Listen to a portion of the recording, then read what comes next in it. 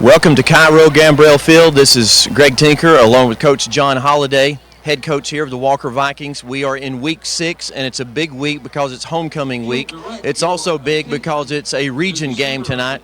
Coach Holliday, I know that these kinds of weeks can have their distractions, but how do you feel about your team tonight? I think we're going to come out fast. We were talking about it a while ago, and I really, last couple weeks have not been a normal schedule for us. And last week was not normal. I'd actually given them a day off. Never done that in 14 years of being the head ball coach, and so a little different. So I take a little blame on us coming out flat on myself.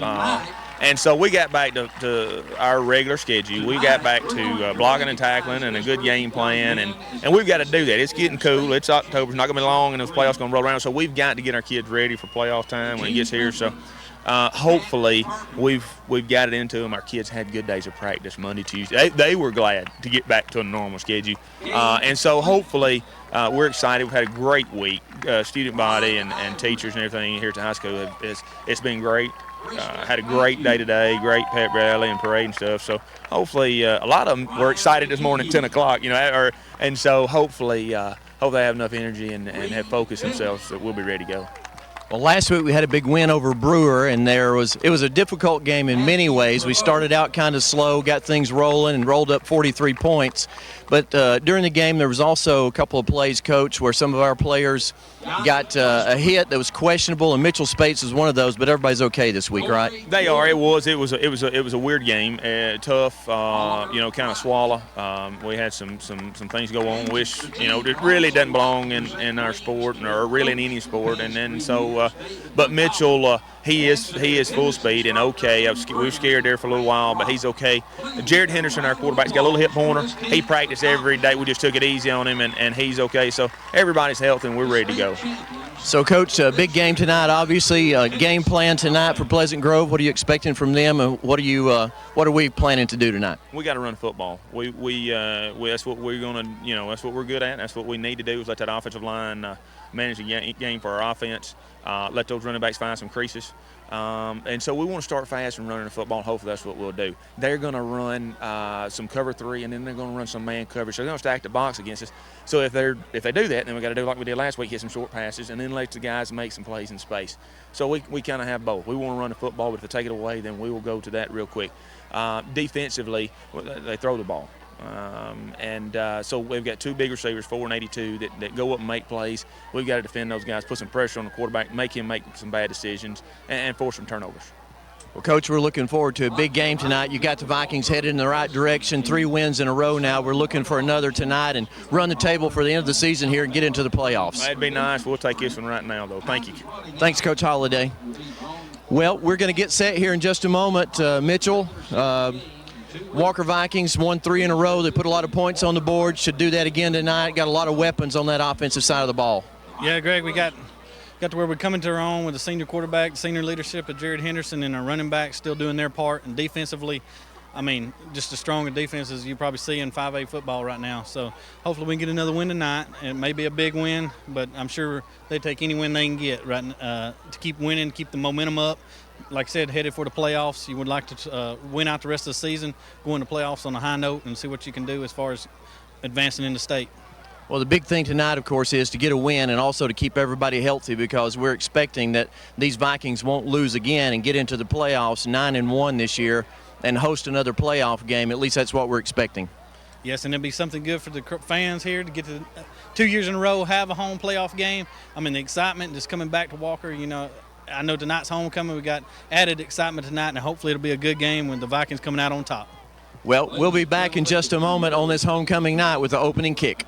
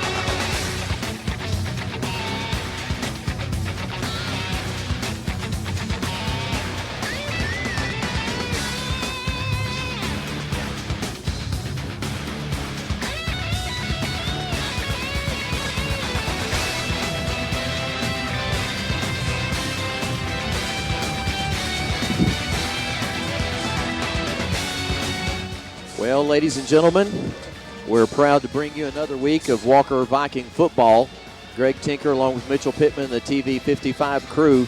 Glad to be back home, Mitchell, to the friendly confines of Cairo Gambrell Field. We've been on the road a couple of weeks, and it was nice enough. We got a couple of great wins, but boy, it sure is nice to be back here. Yeah, I told somebody earlier today it felt like we've been on the road a month. Coming out of them two, like I said, just grueling games, and then last week, everything that went on, I'm just glad to be home. It is good to be here on homecoming night. There's a great deal of excitement here in Jasper, Alabama, here at Cairo Gambrell Field. And tonight is kind of an old school clash, if you want to say so. It's a historical clash in one sense of the word. You've got the Vikings, great warriors in history, and the Spartans, also great warriors in history. And we'll see if it plays out that way tonight on the gridiron. Yeah, let's hope it does and hope it plays out in the favor of the Vikings. We're clad in our all black tonight. It's a blackout by the Vikings tonight. And we're hoping we certainly do that to the Pleasant Grove Spartans. We're getting set to kick here. And back deep for the Vikings will be Stewart, and he's going to receive it at his 6. So Lamar Stewart at the 6 makes a great cut, and if Lamar can get by, he's gone. Forget it, 6 points. Lamar Stewart on the kickoff. Run it, Lamar. And I am not believing what I saw there. Never would I have believed that a Spartan could catch Stewart after that, but he did have to make a couple of cuts, and maybe was a little bit out of gas on that, Mitchell, but what a fantastic cut at the beginning of that kick return. Absolutely, Greg. Like I said, he busted it, and then adrenaline's pumping, so he spent a lot of energy, and the kicker knew it was, hey, him or a touchdown, so he found found speed, the kicker did, so. Well, Coach Holliday said tonight that he wanted to start fast, and what a better way to start than that. Man, that's fantastic as Lamar takes that thing from his own 6 down to the 21 of the Spartans to put the Vikings in business right straight away. So good job there by Lamar, making a good cut and then turning on the speed and forced out of bounds finally at the 21 where it's 1st and 10. And that's where Henderson will go to work. And there's the give to Jones, and a linebacker or an end, I can't tell at this point. I believe it may have been the defensive end, and it was the defensive end for the Spartans shooting through the gap and stopping Fred in the backfield for a 2-yard loss. And I'll say this, Mitchell, we haven't seen that much in 2 years of Fred Jones running the football. No, like I said, the first guy through usually can't handle Fred. From the defensive end position, though, it's a loss of 2, so 2nd down 12 as Henderson will throw a little short pass to Jones, and he's got room, and he makes a great move, runs out of a tackle into the end zone, making it look easy, Fred Jones. And Coach Holliday said if Pleasant Grove was going to play 8 or 9 men in the box, that they were going to throw those short, quick passes. And again, Mitchell, it just shows you that the Viking coaches have done their homework. They've looked at the film enough to know what's open, and what a great play call here to start the game. Excellent call. Like you said, Greg, he said what they were going to do and from the first play when they stopped Jones, it looked like they was going to be in the box. Screen pass, touchdown. Great way to start the night on your homecoming. Little slip screen there by Fred Jones, and here's the point after attempt by Matthew Prevost, and it's true. So with only 50 seconds going in the game, the Vikings strike first. They lead 7-0. We'll be back in just a moment with the kick. Back to Cairo Gambrell Field. The Vikings on a quick strike have scored. And there is the familiar run up to the football, then set up by the Vikings. Sometimes they squib kick it. Sometimes they onside kick it. Sometimes they kick it deep. And so Matthew Prevost will line them up, and they'll go deep with this kick. Spartans got to be a little bit stunned after that start by Walker. Now here's the kick by Prevost, and great job. It's going to be an automatic touchback as Matthew kicks that thing into the end zone. And Mitchell, we've watched him get stronger and stronger and more adept at kicking the ball where he wants to kick it on those kickoffs as the season has gone on. Yeah, good job there, Greg. If you can prevent a return, that's a plus for you, and that was an excellent job by Prevost there, putting it in the end zone and no return. Now we get to see what our defense, like I said during the pregame, defense, Greg, could play with I believe with any team in Class 5A this year, maybe even higher. We've played awfully fast this year on defense and very strong, and we're expecting another kind of performance like that tonight. Here's the give up the middle, and that's exactly what I'm talking about, as about 5 or 6 Vikings are in on that tackle. Mitchell Spates there, of course, but on the bottom of that pile, Bobby Tucker, who probably plays about as many defensive plays as anybody. A gain of about a yard, so it's 2nd down and 9 as the defense stuffs Pleasant Grove on that first down run. Yeah, just excellent job. Like you said, you usually don't just see one Viking around them. They get there, and several of them get there. Here is a pass backwards, and the ball's loose. Ball's loose, and I think the Vikings are on it, and they are. Look, it's Dustin Hood, the senior. Seniors have a lot of incentive tonight to play well. Mitchell Spates back there disrupting that play, and then Dustin Hood on top of the ball, and boy, have the Spartans dug themselves a hole early. And Mitchell, I don't know that I've seen a play quite like that before where the quarterback turns and actually throws a spiral pass backwards. Yeah, within 5 to 7 yards, 5 yards of your player there. So I've seen it when they're out on the end, but not that close to him. You'd almost think there'd be an option pass on that, but or a lateral, or what am I trying to say? Option pass. Yes, flip it out there, a toss. But that wasn't a toss. That was actually a pass backwards, and now the Vikings have it at the 7, and Burt Bowers has the ball. He'll travel to the 5-yard line, a gain of, well, they're going to mark him at about the 6, so a gain of 1. It'll be 2nd and goal from the 6, and there you see the defensive unit. They weren't on the field very long, 2 plays, and they've got the ball back for the offense. And Mitchell, if this kind of thing continues, this one could be over real early. Yeah, Greg, it could be another Hayden. There's another give to Bowers up the middle, and he struggles for a yard to the 5, just inside the 5, so it's going to be 3rd and goal. Here's an opportunity for us probably to pass, play action, maybe pass, and Vikings lining up quickly to try to prevent Pleasant Grove from getting in their defensive positions. And so they're all set. Henderson on the 3rd and goal from the 5 now. Out of the shotgun, and a give to Bowers again, and nothing doing as we've run that play 3 straight times, and Pleasant Grove up to the task. So now what will we do? Will we go on 4th down, or will it be Prevost? And it looks like it's going to be the kick team. So it's going to be Prevost. And if it is, where is Prevost? And there he is throwing the football off. Got a special football he's going to kick. Matthew was crowned a state champion tonight. Got his state championship ring just before the game started for tennis, as our boys won the 5A state championship last year. So this kick coming from the 14, it's a 24-yard attempt, and it's up, and it is good. Matthew Prevost with a 24-yard field goal. 10-0 Vikings. 9. Vikings set to kick as Prevost and his group gets lined up, and again, they would make you think that the onside kick is coming. Pleasant Grove has seen enough film to know, so they're ready, and then they back up into their kick return unit. But if Matthew does what he did on the previous kick, there will be no return. And there's the kick, and it will go into the end zone, deep into the end zone, as it will bounce and sail through the end zone. So another great job there by Matthew Prevost. Really coming into his own as the Walker Viking kicker this year. Glad to see him have an opportunity to kick that field goal, Mitchell, and maybe by design that Coach Holliday's trying to hold the score down. Maybe, and maybe he's going to give Prevost some work because might need him later. Might need him kick a 45-yarder here after a while. Very possible. Well, it's 10-0 already, as you see on the screen. Pleasant Grove with their second offensive series, and I'll bet you one thing, they don't run that play again that they fumbled on. Here's the back, Gardner, out of the backfield, and he's got room, and he's off to the races. Mitchell Spates running, Jaquise Kirk running. Spates not giving up and pulls him down. Good job there by Mitchell Spates. And then you see Spates give the man a hand. And Mitchell, we know that Pleasant Grove's capable of that because last week Gardner, the back there, 26, ran a 90-yard touchdown against Hayden to seal the game last week for the Spartans. We haven't seen that much this year where anybody gets outside on our defense and makes a big run like that. Yeah, we usually have a man out there turning him in and keeping him from, of course, he cut back in on that guy. The guy was blocked this time, so. We've just not given up many big plays this year, but that one goes all the way to the Viking 13 now.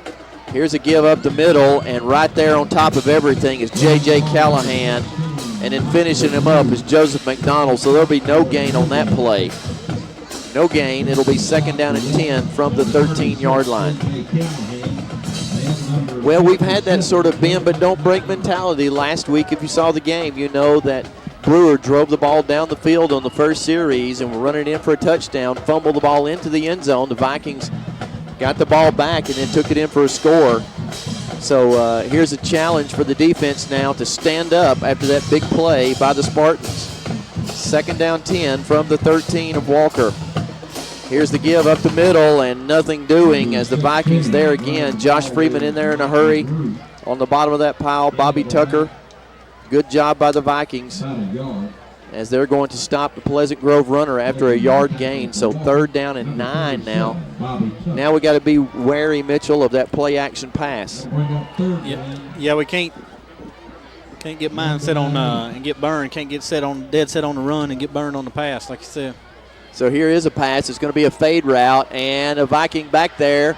Oh, no. I certainly hope that it's not going to be interference.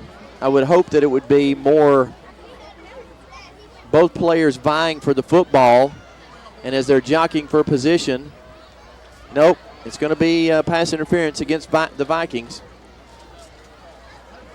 So would have hoped on that play as long as the ball hung in the air, but I'm sure what the official's saying is that the Walker player impeded the Pleasant Grove receiver from having an opportunity to catch the football. Yeah, I guess you're right, Greg, but kind of thought he had I couldn't see his hands, but I kind of thought he had, he went up for the ball and had the right to go after the ball. As long as the ball was in the air, I thought we were going to be able to get in great position to pick that off, but there was a lot of contact, so it results in an interference and a 1st down and goal for the Spartans now, and there's a flag before this ever starts. The ball now at the 6-yard line, 1st and goal for the Spartans. A long run put them in position to get inside the red zone, and now 2 flags against the Vikings.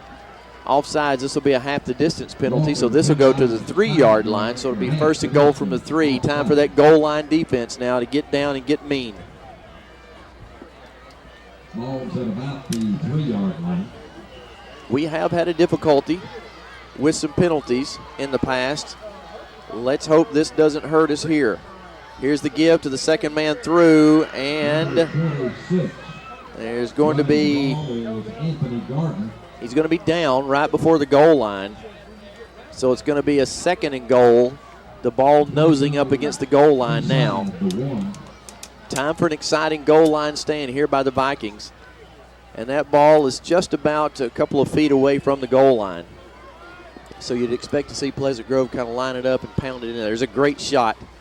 Great shot by Jeremy along the sideline to give you the look of exactly where the ball is. So here we go. 2nd down and goal from just a couple of feet away. And here's the give, and nothing doing. Excellent play by Josh Freeman as he's in there first, shooting in from his linebacker position. Getting the help from Joe Swanigan. Mitchell Spates there. And there's actually going to be a loss on that play now. 3rd down and goal. A loss of a yard. Yeah, Greg, I really didn't. I can't believe they didn't give it to the first man through right there when you're less than a yard from the goal line. You usually give it to that first man through, but Walker done a good job. There's a loss of 2 on the play, so now the ball's at the 3-yard line. Come on, Vikes, let's stand up here. Make another big play. Here's going to be the give on the reverse, and over there ready to go is Jonathan Suchy. Big play by Jonathan from his defensive end position as he stays at home. And Mitchell, I just got to tell you, that's a hard thing to do, is stay at home on that reverse. And Jonathan Suchy did exactly that, and consequently drops the ball carrier in the backfield, and now Pleasant Grove will come out and attempt a field goal. Great job by the defense to hold there with a 1st and goal from the 3. 1st and goal from the 3. The Vikings hold, force Pleasant Grove back to the 7-yard line. Here comes a 24-yard attempt, same as the Vikings just had. Snap is good. The kick is good. So Pleasant Grove does score. Greg Tinker and Mitchell Pittman here with the Viking Game of the Week on TV 55. There's the kick by the Spartans, and gracious, what a foot. Mitchell, He was only about 4 steps off the ball. Yeah, a lot of leg, a lot of strength in the leg there, Greg. And like I said, the first one looked like he missed it just a little bit, but that one sailed right on into the end zone. Gracious. Call him the Bionic Man. Be recruiting him for those long field goals in a football game. He might set the record. They kicked it old school style, didn't like they used to do field goals. We didn't get anyone. You just step, and kick. Just back up and bust it, and he did. So the Vikings will take over 1st and 10 at their own 20. So the first opportunity now for the Vikings to mount a drive. Mitchell, my prediction is that we won't see another big run like that by Pleasant Grove tonight, even though they have an outstanding back. There was a defensive miscue on that, and you can see the defensive coaches there going over what happened. And I can almost guarantee you our coaches make great adjustments. Coach Mansell, the defensive coordinator, that won't happen again tonight, I don't think. Yeah, and what we've seen right there is why, because like you said, they're working on it right now. They're going to figure out who let them down.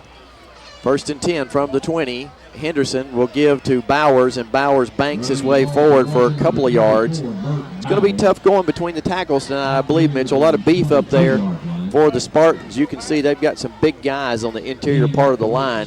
Look at 92. We don't have a height and weight chart, but I'll guarantee you 92 is up there around 300 pounds. So there's a lot of beef in the interior of that line. I'm going to give him 6'1", 325, Greg. All right. Just by spot. He'll probably take it. Mitchell used to work at the circus, so he can guess that stuff pretty good. So it's now a 2nd down and 8, and Henderson back to pass, pumps once, now throws, got a man open, it's caught by Jones. Jones down the sideline, make a cut, Fred. Jones finally pulled down, so it's a night of big plays so far. It's a night of foot races, and Mitchell, that pass could not have been thrown any better. You talking about absolute precision. No margin for error on that, as the defender was step for step with Fred along the way. Fred running full speed, caught the pass in stride, and continued full speed down to the 7-yard line. What a throw by Henderson. Excellent, Greg. And Jones been on the receiving end of both of those passes from Henderson. Here's the give now to Bowers, and Burt had a little bit of room, but it closed up pretty quickly. He'll go from the 7 to about the 4-yard line, so a gain of 3. And it looks like we may have to run some of those dives, but fake it and give it to our flanker on the end around. It's a little misdirection. I think we're going to have to change them up a little bit, Mitchell. Between the tackles is just tough tonight. Not a lot of room there right now. 2nd and goal. Here's the give, and it's going to be to Bowers, and he is going to call him down. Although Burt is laying in the end zone with the football, they're going to call Burt down just prior to the goal line. So it's going to be a little short. The Vikings will line up quickly again as Henderson goes under center now, and Henderson will, well, let's see, there's going to be a flag. That's going to be stopped, and legal motion, I think, against the Vikings is going to be called. We're in a hurry-up offense, and maybe a little too big of a hurry. So now a 5-yard penalty is going to move the ball off the goal line back outside the 5, where it will be 3rd and goal from the 5. I still don't understand how that wasn't a touchdown. The ball was definitely across the plane even before his knee hit from up here. I mean, but I'm not on the goal line, so I don't know. You would think when Burt landed, if he landed in the end zone with the ball across the goal line, you would think. But the only thing I can imagine is what you said. They marked his knee down before the ball actually came into the end zone. 3rd and goal from the 6. Henderson gets them lined up. And there's the fake. Henderson rolling right. Got a man open, and it is incomplete. Jacob Sparkman, the intended receiver. Henderson had someone right in his face as he let go of that. A valiant effort by both Henderson and Sparkman, and just inches away, Mitchell. Yeah, Jared didn't have time to do what he wanted to do with the ball. Like you said, somebody was in his face as soon as he turned around. But looks like we're going to go for it here, Greg. Pleasant Grove's turn now to make a stand. And the Vikings giving that hard count, hoping to draw the Spartans off sides. And now the Vikings will spend a timeout to talk about it. 3 minutes and 5 seconds to go in the first quarter. The Vikings lead it over. The Vikes decide they will indeed go 4th and goal from the 6. Henderson from the shotgun. 2 receivers to the right, 2 to the left. Henderson drops back, throws, got a man wide open. Get in the end zone, touchdown. Indeed, great play call, touchdown, Lamar Stewart. Good job, Lamar, giving the ball to the official. Act like you've been there before, and he has been in the end zone before. Wasn't Mr. Touchdown this time. It's Mr. Touchdown Jr. as Fred Jones scores the first touchdown, and now Lamar Stewart making that look easy. Absolutely, Greg just worked his way open, and I don't know if Pleasant Grove thought they might be going to run some play action, and a great route run there by Lamar Stewart. Looked like we had plenty of people who were, and here's a try for 2. That was a fake all the way. That was an absolute fake all the way as Matthew Prevost catches a snap and hands to Jacob Sparkman around the left end. Nothing doing as Pleasant Grove stuffs that play. So the Vikings get a touchdown, but not the point after. 3 minutes to go in the first.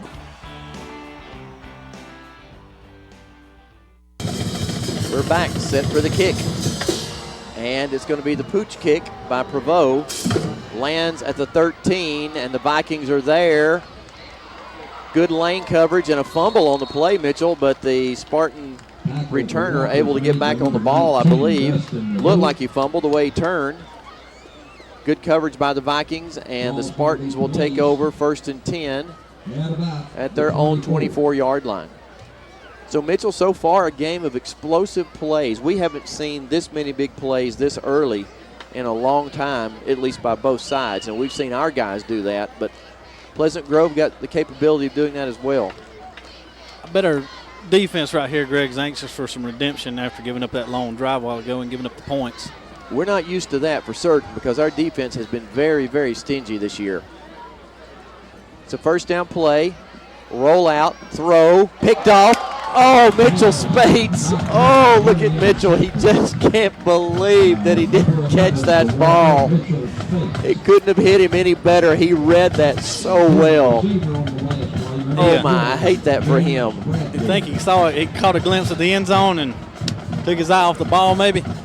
How many times do you do those drills in practice where over and over and over you run at the pass and catch those hot throws from the coach? But in the game, everything is, the speed is so different in the game, and the end zone looks so much bigger.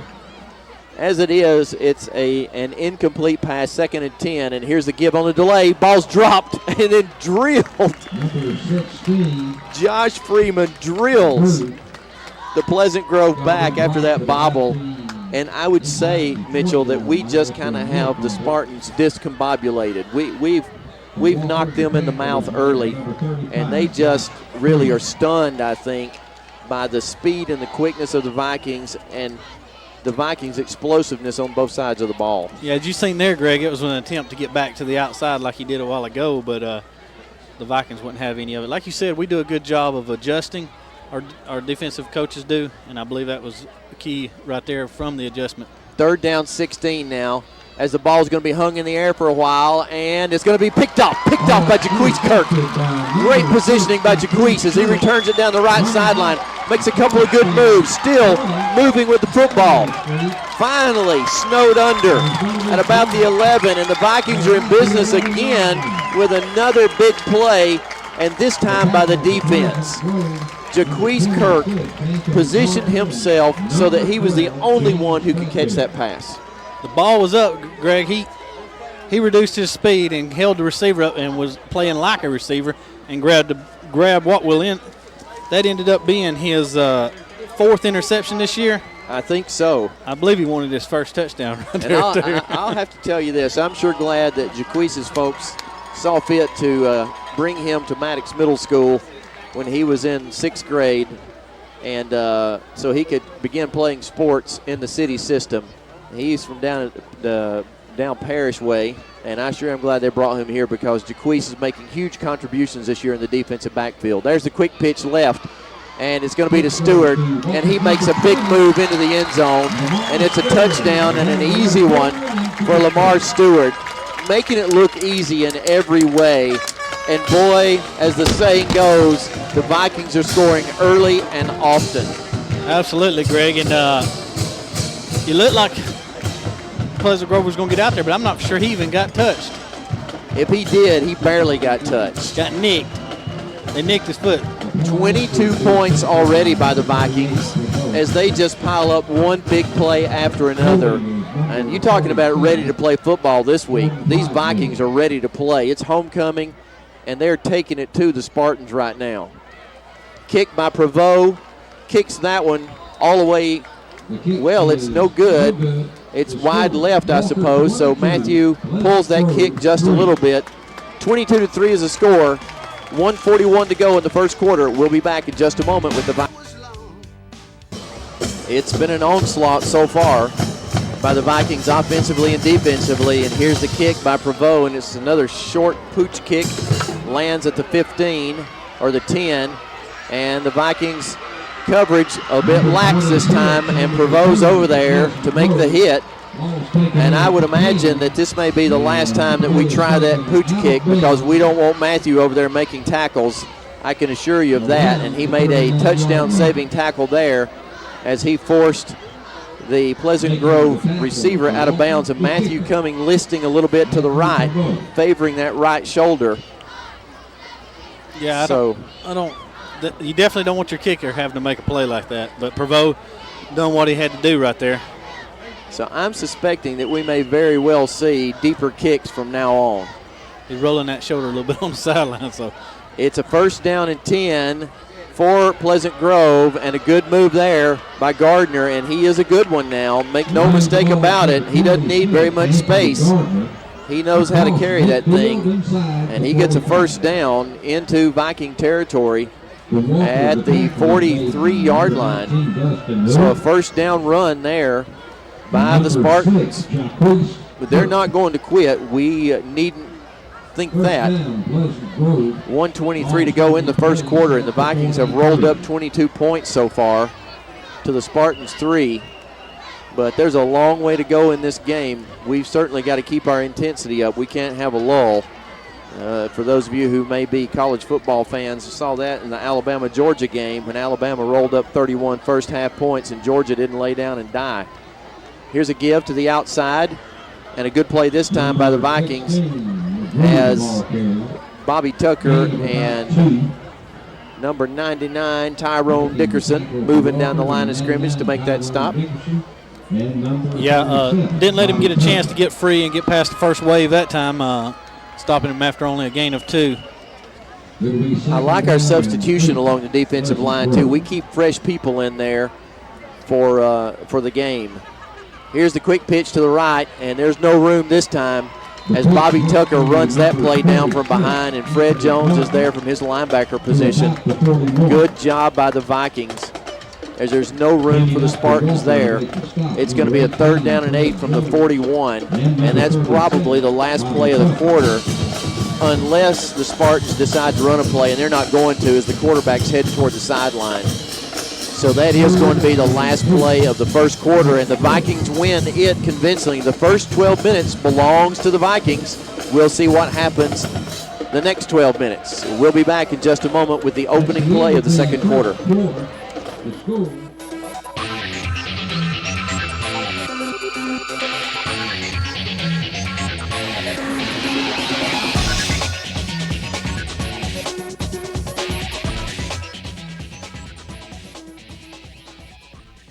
So it's going to be 10 yards from the spot of the foul. It's going to be a block in the back.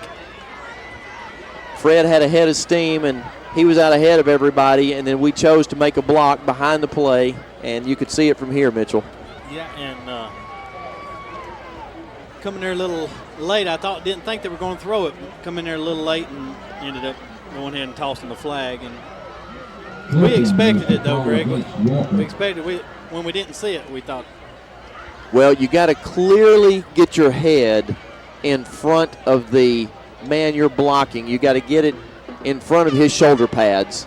And if your head is behind his shoulder pads any at all toward his back, they're going to make that call every time. You might not hit him in the back. You may hit him more in the side But if you don't get him in the front, if you don't get your head in front of him, they're going to call that most of the time, and they probably should for the player's safety, because we don't want anybody being hit in the back on a play like that. Mitchell didn't do anything dirty at all. He was just making a hustling effort, but it probably was an unnecessary play. Didn't need to be made, and like you said, for safety issues, you definitely don't want to do it. As it is, Jones has the interception. The Vikings are in business at the 45. Whistles will stop that play. Mitchell, so far, the Pleasant Grove quarterback, throwing more to us than he is to them. I don't know that they have a complete pass yet, do they? Don't believe they do. And we've caught 2 of them. Jaquise Kirk has one. And we almost caught a third one in the end zone, but offsides, Greg. Almost caught a third one in the end zone, and Mitchell Spates almost caught one as well down here earlier. So maybe the coaches on the Pleasant Grove side and say, we're wearing white tonight. You want to throw to the guys wearing white, not to the guys wearing black. Has something to do with the defensive pressure up front. So now it's a 1st and 5 from the 39 for the Vikings, and here's going to be the give to Bowers, and Burt just is finding it tough. They're not treating Burt very nice. Gain of a couple maybe, so it'll be 2nd down and 3. Great opportunity for play action and throwing deep here. Yeah, Greg, you got a 2nd down and short here, so it'd be a perfect opportunity to, like you said, run the play action and hit. CJ, he's had touchdown passes the past 2 weeks in a row, so I know he wanted to get another one. So we got single coverage on top and on bottom, and instead it's going to be a keeper by Henderson, and Henderson just can't quite get away from the cornerback. If CJ could have blocked his guy inside a little bit better, then Henderson would have scored, because that was a great play fake. Everybody on the Spartan defense thought that Burt had the ball, and it was Jared Henderson around the right end. Jared gets the 1st down to the 29-yard line. He's one block away from possibly a touchdown. There's a shift by the Spartans inside as Burt's going to get the handoff, and he's got maybe a yard to the 28. We're going to keep pounding it away in there, and the thing that's going to do is keep drawing that Spartan defense inside, which leaves the outside wide open. It's amazing to me that the Spartans haven't made a better adjustment, because whenever we do get something out wide, we're getting huge plays. They must be dead set, Greg. They're going to stop the middle if they don't do anything else. Well, they're putting all their eggs in one basket, that's for sure. Here goes Stewart around the left end, and Stewart has got some room, and he is running for the 1st down. There's a flag behind the play. That almost always is holding where that flag is thrown. We'll see, but it almost always is. They're talking to Pleasant Grove, so it's going to be against the Vikings. It's got to be holding where that flag was thrown. And you see the call, indeed. So somebody behind the play as the Spartans were in pursuit of Lamar along the left end. Somebody grabbing a hold, taking a ride maybe. So another penalty against the Vikings. So again, Mitchell, the one thing that we haven't really corrected, and we're going to need to if we're going to move deep in the playoffs, are those kinds of penalties. That's been the one bugaboo the whole season long. Right, Greg. We do get some holdings. Of course, one of our downfalls has been personal fouls also. Here's the reverse from Stewart to Brandon Douglas, and a good job by the Spartans that time to read that play. The ball was at the 33-yard line, and it's going to be at the 32, so a gain of about a yard on that reverse. A good call, but the Spartans are at home on that play. Brandon Douglas, the scat back, he can really motor, and but he doesn't get outside. Trips right this time, one receiver to the left. Henderson ready to throw. Looks like a blitz coming. Indeed, here comes the blitz. Picked up by the Vikings, and the quick throw is going to go to Stewart, and Mitchell had the ball gotten to Stewart. There was nobody between Lamar Stewart and the goal line. Nobody. They all came through and was in front of Henderson there, and like you said, if it had just got to him, but unfortunately it did not. And, of course, with a 4th down play, which you assume we're going for. So the Spartans showing a great deal of aggressiveness on defense, and maybe so. They're 2-3 on the season. Won their first game and won last week against Hayden, and won that one late, really. So here's Henderson on the rollout. Throws, got a man open, but it's too high. Intended for C.J. Harris. Rolling left, throwing that way is difficult, Mitchell. As we've talked about in times past, if you're a right-handed quarterback rolling left, then you're throwing against your momentum, and that's tough. Very hard throw to make. And Jared done it well. He just overthrew. He had too much arm. Too much arm, exactly. Squared up and made that throw, but a little too much gas on it. CJ not able to haul it down as the pass is overthrown. So the Spartans hold after the interception by the Vikings, and so they'll take over on downs, and they'll have the ball 1st and 10 at their own 32-yard line. Looking for a football over there on the sideline. Each team can use their own football, and the Spartans finally getting one in the game. You bring 5 or 6 footballs to a game, and you use your own football, so when Walker is on offense, they get to use their football, and when Pleasant Grove's on offense, they use their football. 1st and 10, Vikings leading 22-3, and there's going to be a motion penalty against the Spartans. That'll be a 5-yard penalty. 9:23 to go here in the second quarter. So far, it's been more or less total domination by the Vikings. Yeah, well, I've done a little figuring. I don't know if my math is correct, but I got the Spartans down with 80 total yards of offense in the first quarter, and you know that 67 of that came on that one play. So 13 yards other than the one play. Outside of one play, the Viking defense has been stalwart tonight. You could say 2, an 18 and a 67, but, I just called the one big play. Here's a bit of a reverse, and Mitchell Spates staying at home, getting some help by Wesley Smith. It's a gain of about 4. Gain of about 4. Second down and, gain of 3. Second down and 12 now from the 31-yard line.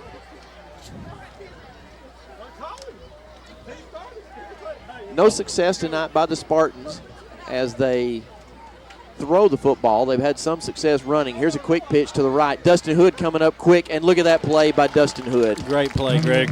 Reading it all the way and then finishing on the play, and that's the important thing. You might make the right read, but you got to finish too, and Dustin Hood did exactly that. He's a senior. He's been playing like a senior the whole season. Not a tougher kid on the field than Dustin Hood, and not anybody who loves to play sports, and not anybody I've coached across the years who gives an effort like Dustin Hood. Every play, 100%, whether it's on the practice field or the game field. That forces a big 3rd down and 14. Here's the rollout. Going to be a throw down the field. It's going to have a lot of air under it. Come on, guys. We ought to get another one right here. And it was Dustin Hood with the opportunity. It just hung up there too long. Mitchell, the Pleasant Grove quarterback, is giving us all kinds of opportunities to pick the ball off. He just keeps chunking it up there. Throwing it up for grabs. Dustin Hood would love to have that one back, I can guarantee you. Wow, Dustin and Mitchell Spates both missing golden opportunities to pick off passes. So Pleasant Grove will punt. They haven't had to punt yet because they've been turning the ball over. 8 minutes and 2 seconds to go in the quarter, and the punt upcoming. Pretty good kick, and Wesley Smith will let it bounce over along the sideline, and of course that's a big no-no. The coaches never want that ball to bounce, and so somebody will probably meet Wesley over as he comes off the sideline and remind him, you got to catch those kinds of balls, because if you don't, that gives if it rolls the right way, that gives the kicking team another 12 yards or so. And I was going to say that was between 12 and, it wasn't 15 yards, but 12 to 15 yards right there that was give up. Of course, when you're running across the field, it's sometimes hard to make that catch, and if you're not sure that you're going to be able to lock into it without fumbling, I guess you have to come over here and plead your case. It is now a 1st down and 10 from the 23-yard line for the Vikings. and it's Max Young in the game. So here's Max Young and the give to Bowers. And Bowers is stacked up at the line of scrimmage, manages maybe a yard. Second down 9 for Max Young. Max getting some playing time tonight. Well-deserved. Max has played well in every game this year, Mitchell. Threw a touchdown pass last week against Brewer. Yes. Well, him and Carson Roberts, all three of the quarterbacks threw a touchdown pass last week, and Max Young has done a fine job. Here's the snap and the throw. It's in the flat and a little bit overthrown. Stewart can't handle it. Better coverage that time by the Spartans also, as they force a 3rd down and 9 from the 24-yard line. I'm glad to see that Coach Holliday has the confidence in some of these younger guys to go ahead and get them in the game, really in critical situations. You know, we got a comfortable lead, but the game is far from over, as there's still 7 minutes to go in the second quarter and a whole second half to play. Young now rolling right. He'll throw. Got a man open. It's C.J. Harris overthrown. There's a flag on the play. And we may have an offsides since the play wasn't stopped. It was a 3rd down and 9. The pass was incomplete. And now we have to find out what the call is. Talking to the Spartans, so it'll be declined. And that'll bring up a 4th down and 9. Illegal motion against the Vikings declined. 4th and 9, so Christian Matthews in the game. And Christian has done a fine job punting this year. Does that little run-out punt to the right. And he's gotten some nice rolls. He's kicked a couple of 50-yarders this year, Mitchell. Yeah, he has done a good job. Like I said, he gets to run, and you don't where he could possibly fake it, and then when he does kick it, he's already got the momentum of the run behind him. So our special teams does a good job. And there is that low liner kick. Look at that thing roll now. Exactly what I'm talking about. Another outstanding job by Christian Matthews. We don't try to kick it high and deep. He tries to kick it away from the return man, a low liner, and generally those are the ones that you're going to get that kind of roll out of. So he's kind of perfecting that this year and giving the Vikings a good opportunity to back the Spartans up. Well, they were on the 24, Greg, and that went to the other 28. So what, 48, 46, 48 yards, 22 and 26, 48-yard kick right there. A great kick at any level, a 48-yard punt. Even in the pros, they hope for about a 40-yard average. So good job there by Christian as the Spartans take over at their own 28. And the give is up the middle. And good gang tackling again by the Vikings. First in there, Joe Swanigan, Mitchell Spates, Bobby Tucker. We seem to always more or less call the same names. A Spartan shaken up, as you can see there. Offensive lineman, big offensive lineman by the Spartans. Shaken up on the play. And, of course, we hope that he is all right. They're working on that leg. The way he's holding his helmet, looks like he's in a great deal of pain. Well, while we have this injury, Mitchell, we'll go ahead and take a timeout. There's 6:44 to go here in the first quarter. Well, let's see. He's going to get him. If they get him up and if he hustles off the field, we won't take a break. We'll stay right here. Good to see that. He's able to put his weight on his leg, so good to see that. I thought he might be there a while longer. But we'll, of course, go ahead and stay right with it now. 2nd down and 8 after the 2-yard run. The ball's at the 30-yard line for the Spartans. They trail by 19. Viking defense giving up a couple of big plays tonight, but not breaking, not giving up a touchdown. 2nd down and 8 from the 30-yard line for the Spartans. Timeout now will be called by the Spartans. Got a new offensive lineman in the game, so they're going to call a timeout. We'll take a timeout too. We'll be back in just a moment with the 2nd down play.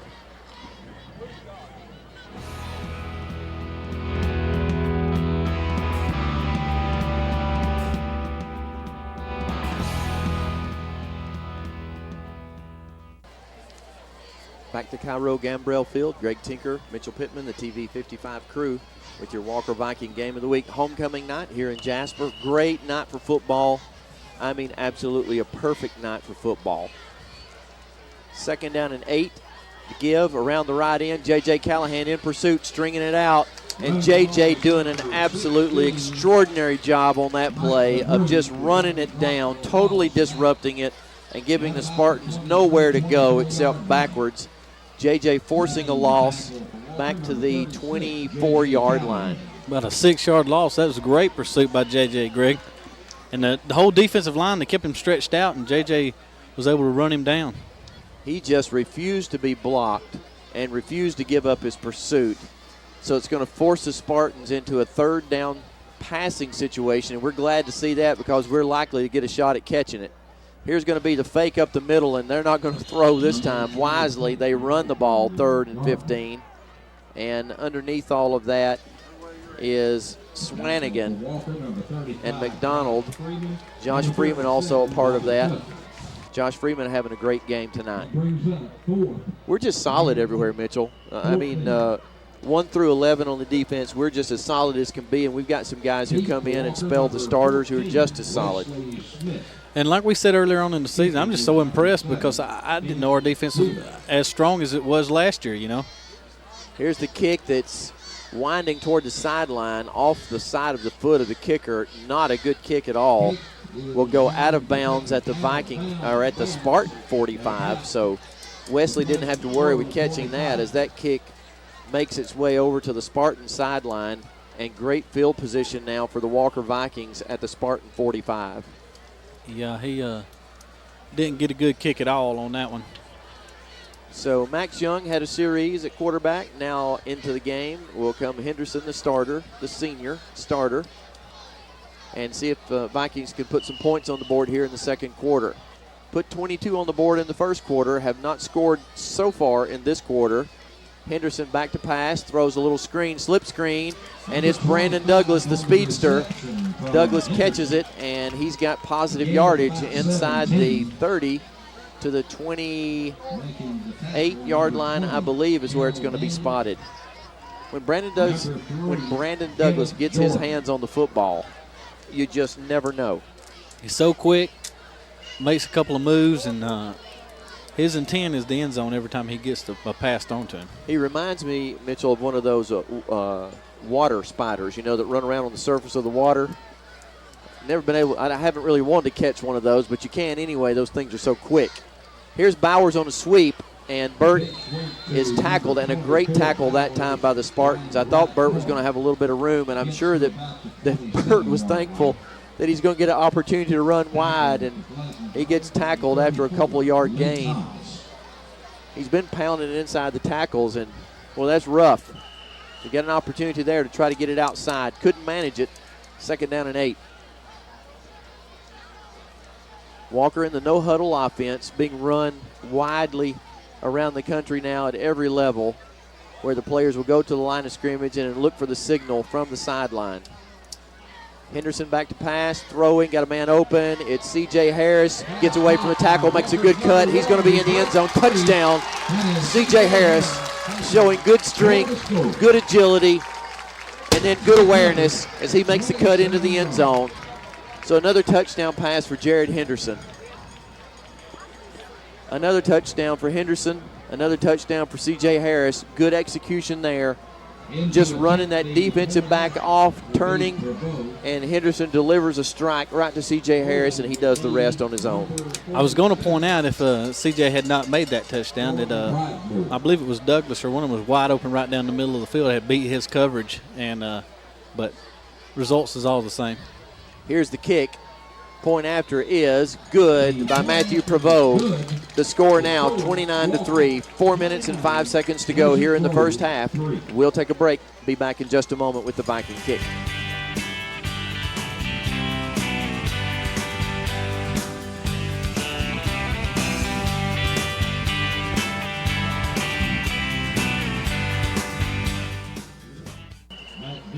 Vikings set to kick. Dare we try an onside here, Mitchell? Nope, it's going deep. And as we predicted, it's going deep. No more of the pooch kick. Stay in your lanes, guys. Let's make a tackle, and there it is. Good tackle down there by number 19, Dustin Hood. You can count on the senior to do his job. Getting good help on special teams also for number 34, Caleb Kitchens. And I've noticed this year, Mitchell, that Caleb is an excellent special teams player. Been in on a lot of tackles on kickoffs this year.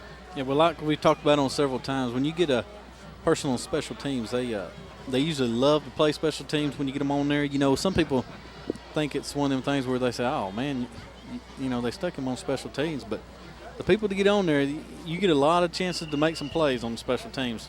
They call it special teams for a reason. And they're so crucial. I mean, special teams are one of the most important aspects of the whole game. As has been said by many, it's 1/3 of the game, the special teams.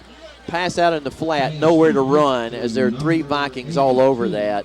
Fred Jones, Dustin Hood, Mitchell Spates out there hustling to the ball, J.J. Callahan. Our defense, I think what happens against all these teams, Mitchell, is our defense is so quick that they just don't anticipate how quick our defense is getting to the ball, because you cannot simulate that in practice. Your scout team is not going to be as quick as our defense is. Right. You have no idea until you get in the game how fast they actually are. 2nd down and 8 after that 2-yard gain. Pitch to the right. No room there as the Vikings all over that. Several Vikings around the ball. Mitchell Spates there again. Fred Jones there again. No gain. 3rd down and 8. Nothing doing for the Spartans tonight with the exception of a couple of big runs. Outside of that, just nothing that they have found that works. Yeah, they've not had a lot of success except for, like you said, throwing to our guys. And we got 3 turnovers right now, 2 interceptions and a fumble. So Walker's defense doing a good job. Play clock down to 1. And so you see the Pleasant Grove quarterback calling timeout because they can't get the play called. 3 minutes and 9 seconds to go in the first half. The Vikings lead 29-3. We'll be back in just a moment with the Pleasant Grove 3rd down play.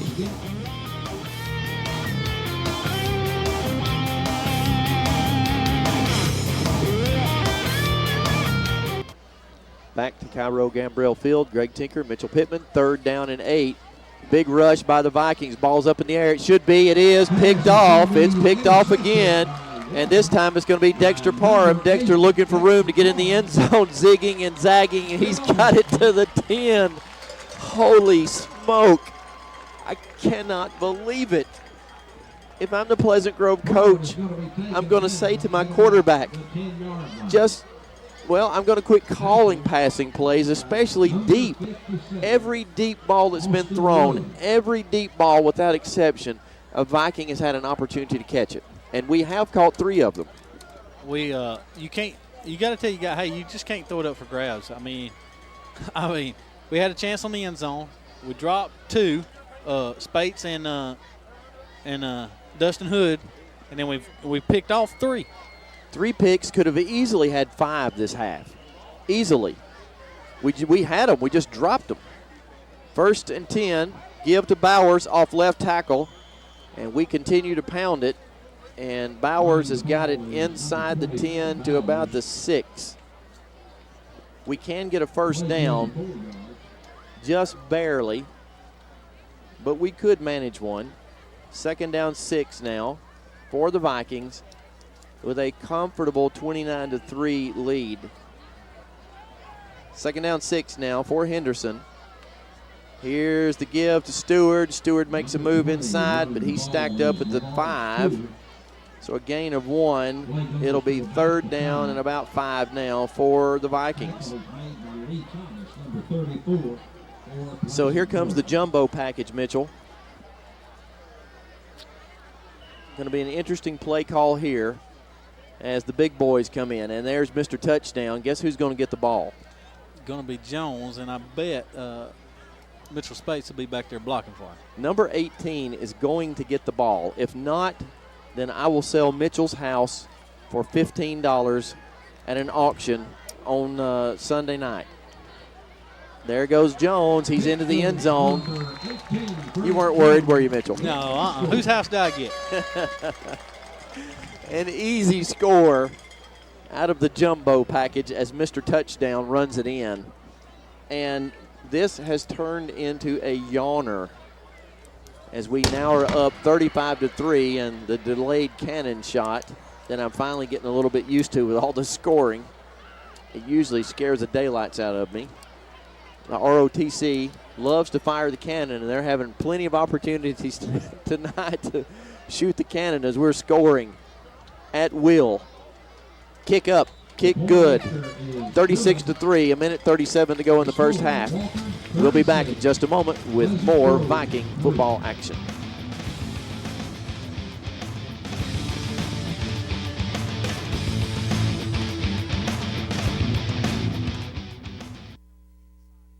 Pridemore with the kick. Goes to the 12-yard line. And a little bit of room. Flag on the play. Josh Lake, number 21. I'm pretty sure that's Josh Lake, a ninth grader. Makes the tackle.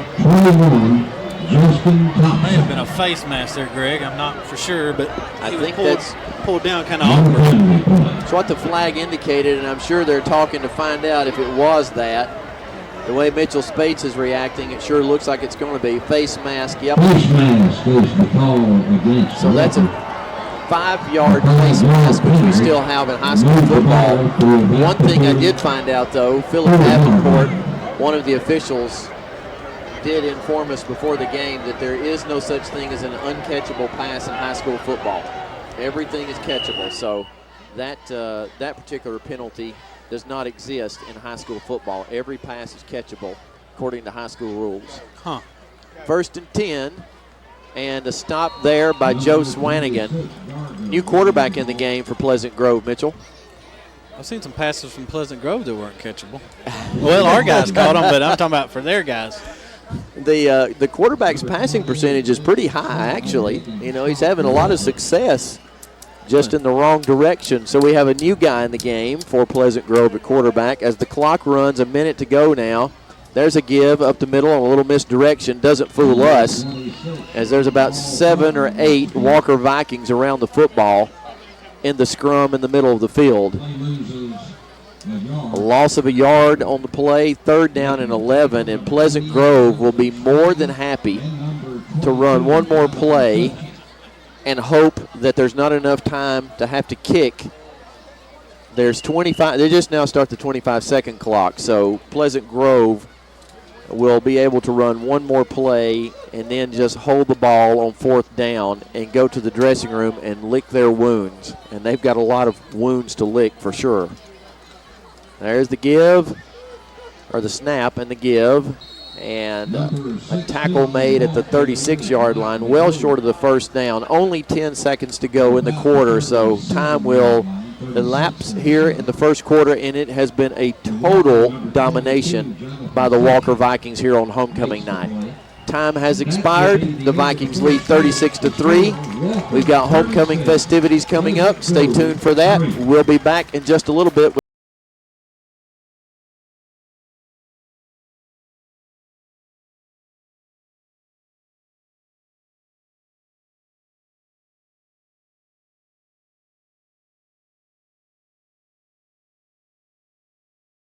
Time, I would like to welcome you to the 2008 Walker High School Homecoming festivities.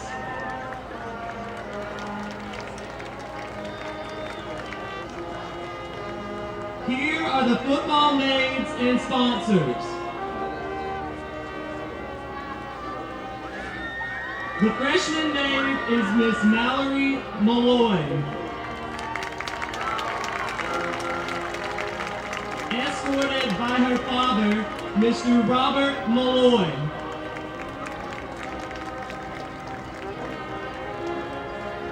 The sophomore maid is Miss Anna Barrera. Escorted by her father, Mr. George Barrera.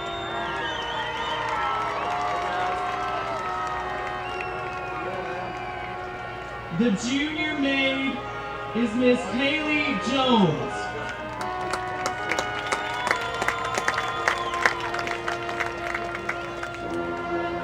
Escorted by her father, Mr. Donnie Jones.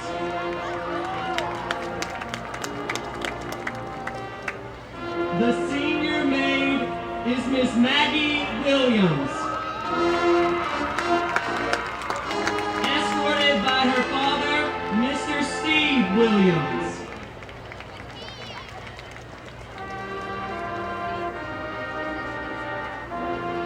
The football sponsor is Miss Kelsey Malott. Escorted by Mr. Douglas Saunders.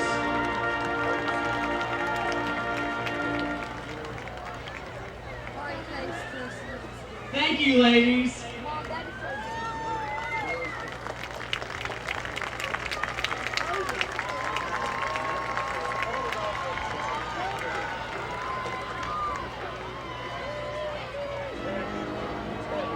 Now I would like to introduce the homecoming queen and court.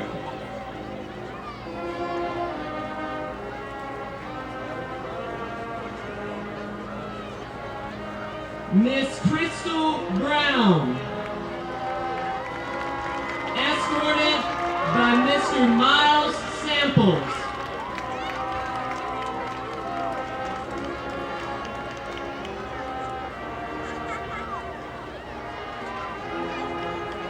Miss Hillary Hallman, escorted by her father, Mr. Jeff Hallman.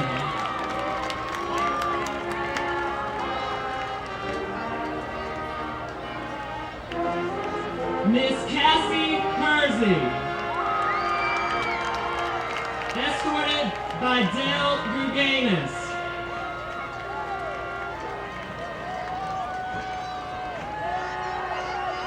Miss Ashley McLemore,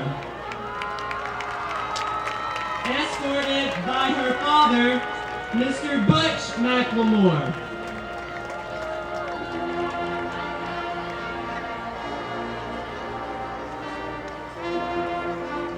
I would like to present the 2007 homecoming queen, Miss Jordana Johnson.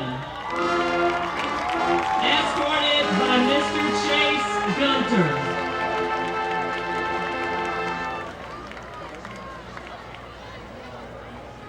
Your 2008 homecoming queen, Miss Hannah Muncher. Escorted by her father, Mr. David Muncher.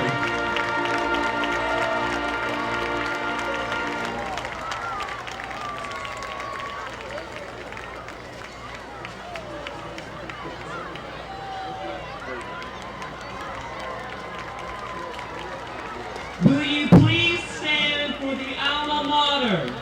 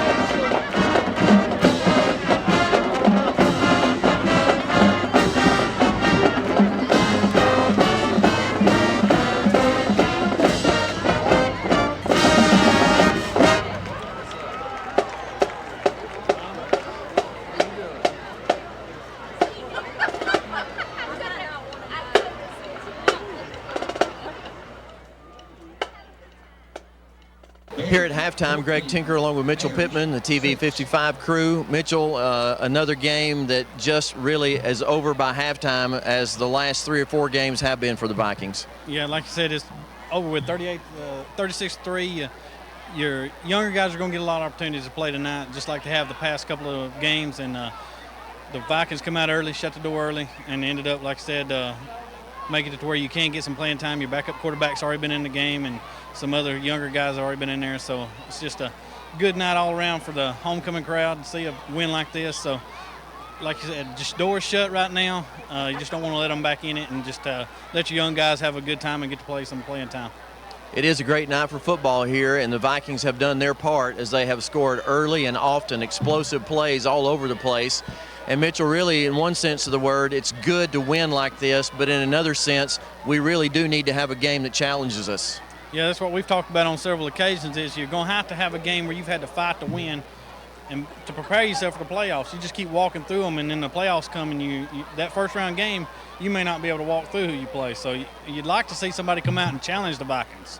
Well, what we hope the second half is more of the same for the Vikings, and we hope that we can get out of this without any significant injuries to head into next week's game. We'll be back in just a moment with the second half kickoff.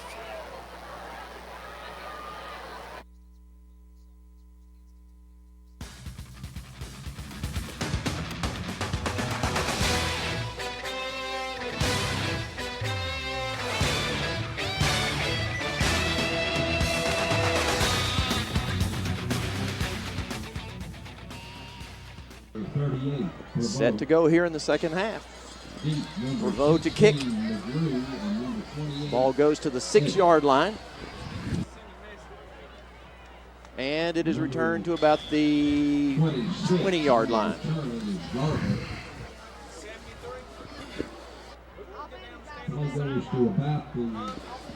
So Yeah, we're all set to go here in the second half. Defense gets an opportunity to start out on the field in the second half and see if they can maintain the intensity that they had in there in the first half. Like I said, they've Greg, in the second quarter, I talked about 80 yards in the first quarter. They changed that to 0 in the second quarter. So the adjustment was made like we talked about when they were talking on the sideline. Exactly. We do that so well week after week, making adjustments in the game. Here's a give up the middle, a little bit of running room there. Wesley Smith, I believe, making the tackle from his safety position, and indeed he does. So a good gain there by Pleasant Grove, and they've not had much positive yardage since the first quarter, Mitchell. No, and like you said Wesley Smith, that's usually don't like to hear your safety make a play unless you got a safety blitz on or something. So they got through and got some deep penetration there. Second down and a yard, and there was a bad start by the Spartans. This play is going to come back. It's an illegal procedure against the Spartans, so forget that gain. It's going to be a 5-yard penalty, and that will move the ball back to the 25-yard line where it will be a second down and 6. There was a bad snap count there, and several of the Spartans started ahead of the quarterback. You might expect that. Got a new quarterback in the game. The starting quarterback has been pulled for the reserve, and you got to figure here, Mitchell, very little passing probably going to take place, and maybe that's a good thing for the Spartans. Yeah, because every time they threw it, it was up in the air. I mean, it was up for grabs pretty much, Greg. I would like to touch on the fact that the Vikings, they had 15 yards or 14 yards worth of penalties in the first half, Greg. 2 of those were half the distance penalties, down there, but not a bad night. 4 penalties. One of them was declined, so we don't see all the personal fouls we've been seeing. Here's a fake by the quarterback to the first man through. He keeps himself, and he gets no gain, maybe a loss of a half a yard. So it's going to be a third down now and about 7 yards. And the Vikings now can just stack the box, Mitchell, I think, and just kind of have 9 guys in the box and just kind of play the run, because it's probably now at the point of the game where Pleasant Grove with this reserve quarterback's not going to throw a whole lot. Looks a little bit like Auburn with Cody Burns in there. Yeah, they're not going to, like you said, their options is pretty much on the ground right now. They've seen what happens when they put it in the air. Of course, this guy may be a phenomenal thrower. Here he goes throwing. We'll see. There's a pass that's tipped and it's picked off, I believe. Nope, they're signaling no catch by Mitchell Spates, but what a valiant effort by Spates as the ball was tipped at the line of scrimmage, and if that pass is an indication they better not make another pass call tonight, because they are about as inept at passing as any team we've seen in a long, long time. We had 2 opportunities to get that one, Greg. I mean, like I said, that's Spates twice. That's twice he's dropped one. And, of course, that was a dive. That was a play. If he had come up with that one, that would have been a good play. Bad snap, high snap. Punter gets it away. Pretty good kick for that. Smith catches it at his 43, makes a good move. Wesley swapping hands with the football. Look at this run by Smith. He's got blockers. He's going to be in the end zone. It's a foot race now. Smith makes one final cut in the end zone. Touchdown, Wesley Smith. What a fantastic run by Wesley. No flags. I knew that Wesley had made great strides in football. He's a great baseball player. Had the privilege of coaching him in middle school baseball, and he can really play baseball, and he's come into his own as a football player. And what a fantastic return by Wesley Smith as he takes it 40 or 60 yards thereabouts into the end zone for a score. Way to go, Wesley, and showing some great moves. They may want to get him in the backfield a little bit, Mitchell. Yeah, I mean, he used his hands, moved the guys out of the way, got his guys, moved them. Swapped arms with the football, made a great move down at the goal line to get into the end zone for the touchdown. And so now the Vikings scoring on special teams, and that kick is partially blocked, I believe. Provoz's kick partially blocked, but it went through. It got across the crossbar just high enough to get through. So Walker now 43 to. Well, the question now is not who's going to win the game. The question is how many players are going to play for the Vikings and how soon. That kick goes to the 1 yard line. Viking kick team. And one man to make the tackle. And that one man, I believe, is Rex Allred. Hard to tell, but I think Rex made that final stop there. I believe you're right.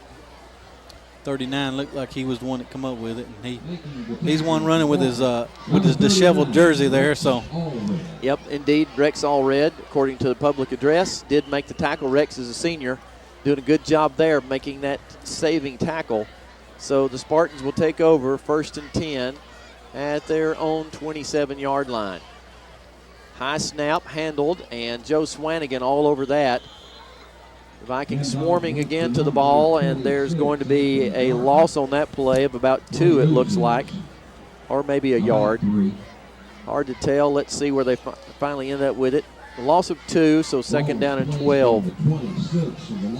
Well, Mitchell, these games are fun for the players because it's lopsided, it's relaxed, but really, as we talked about at halftime, as a coach, you at some point you want your team to be challenged.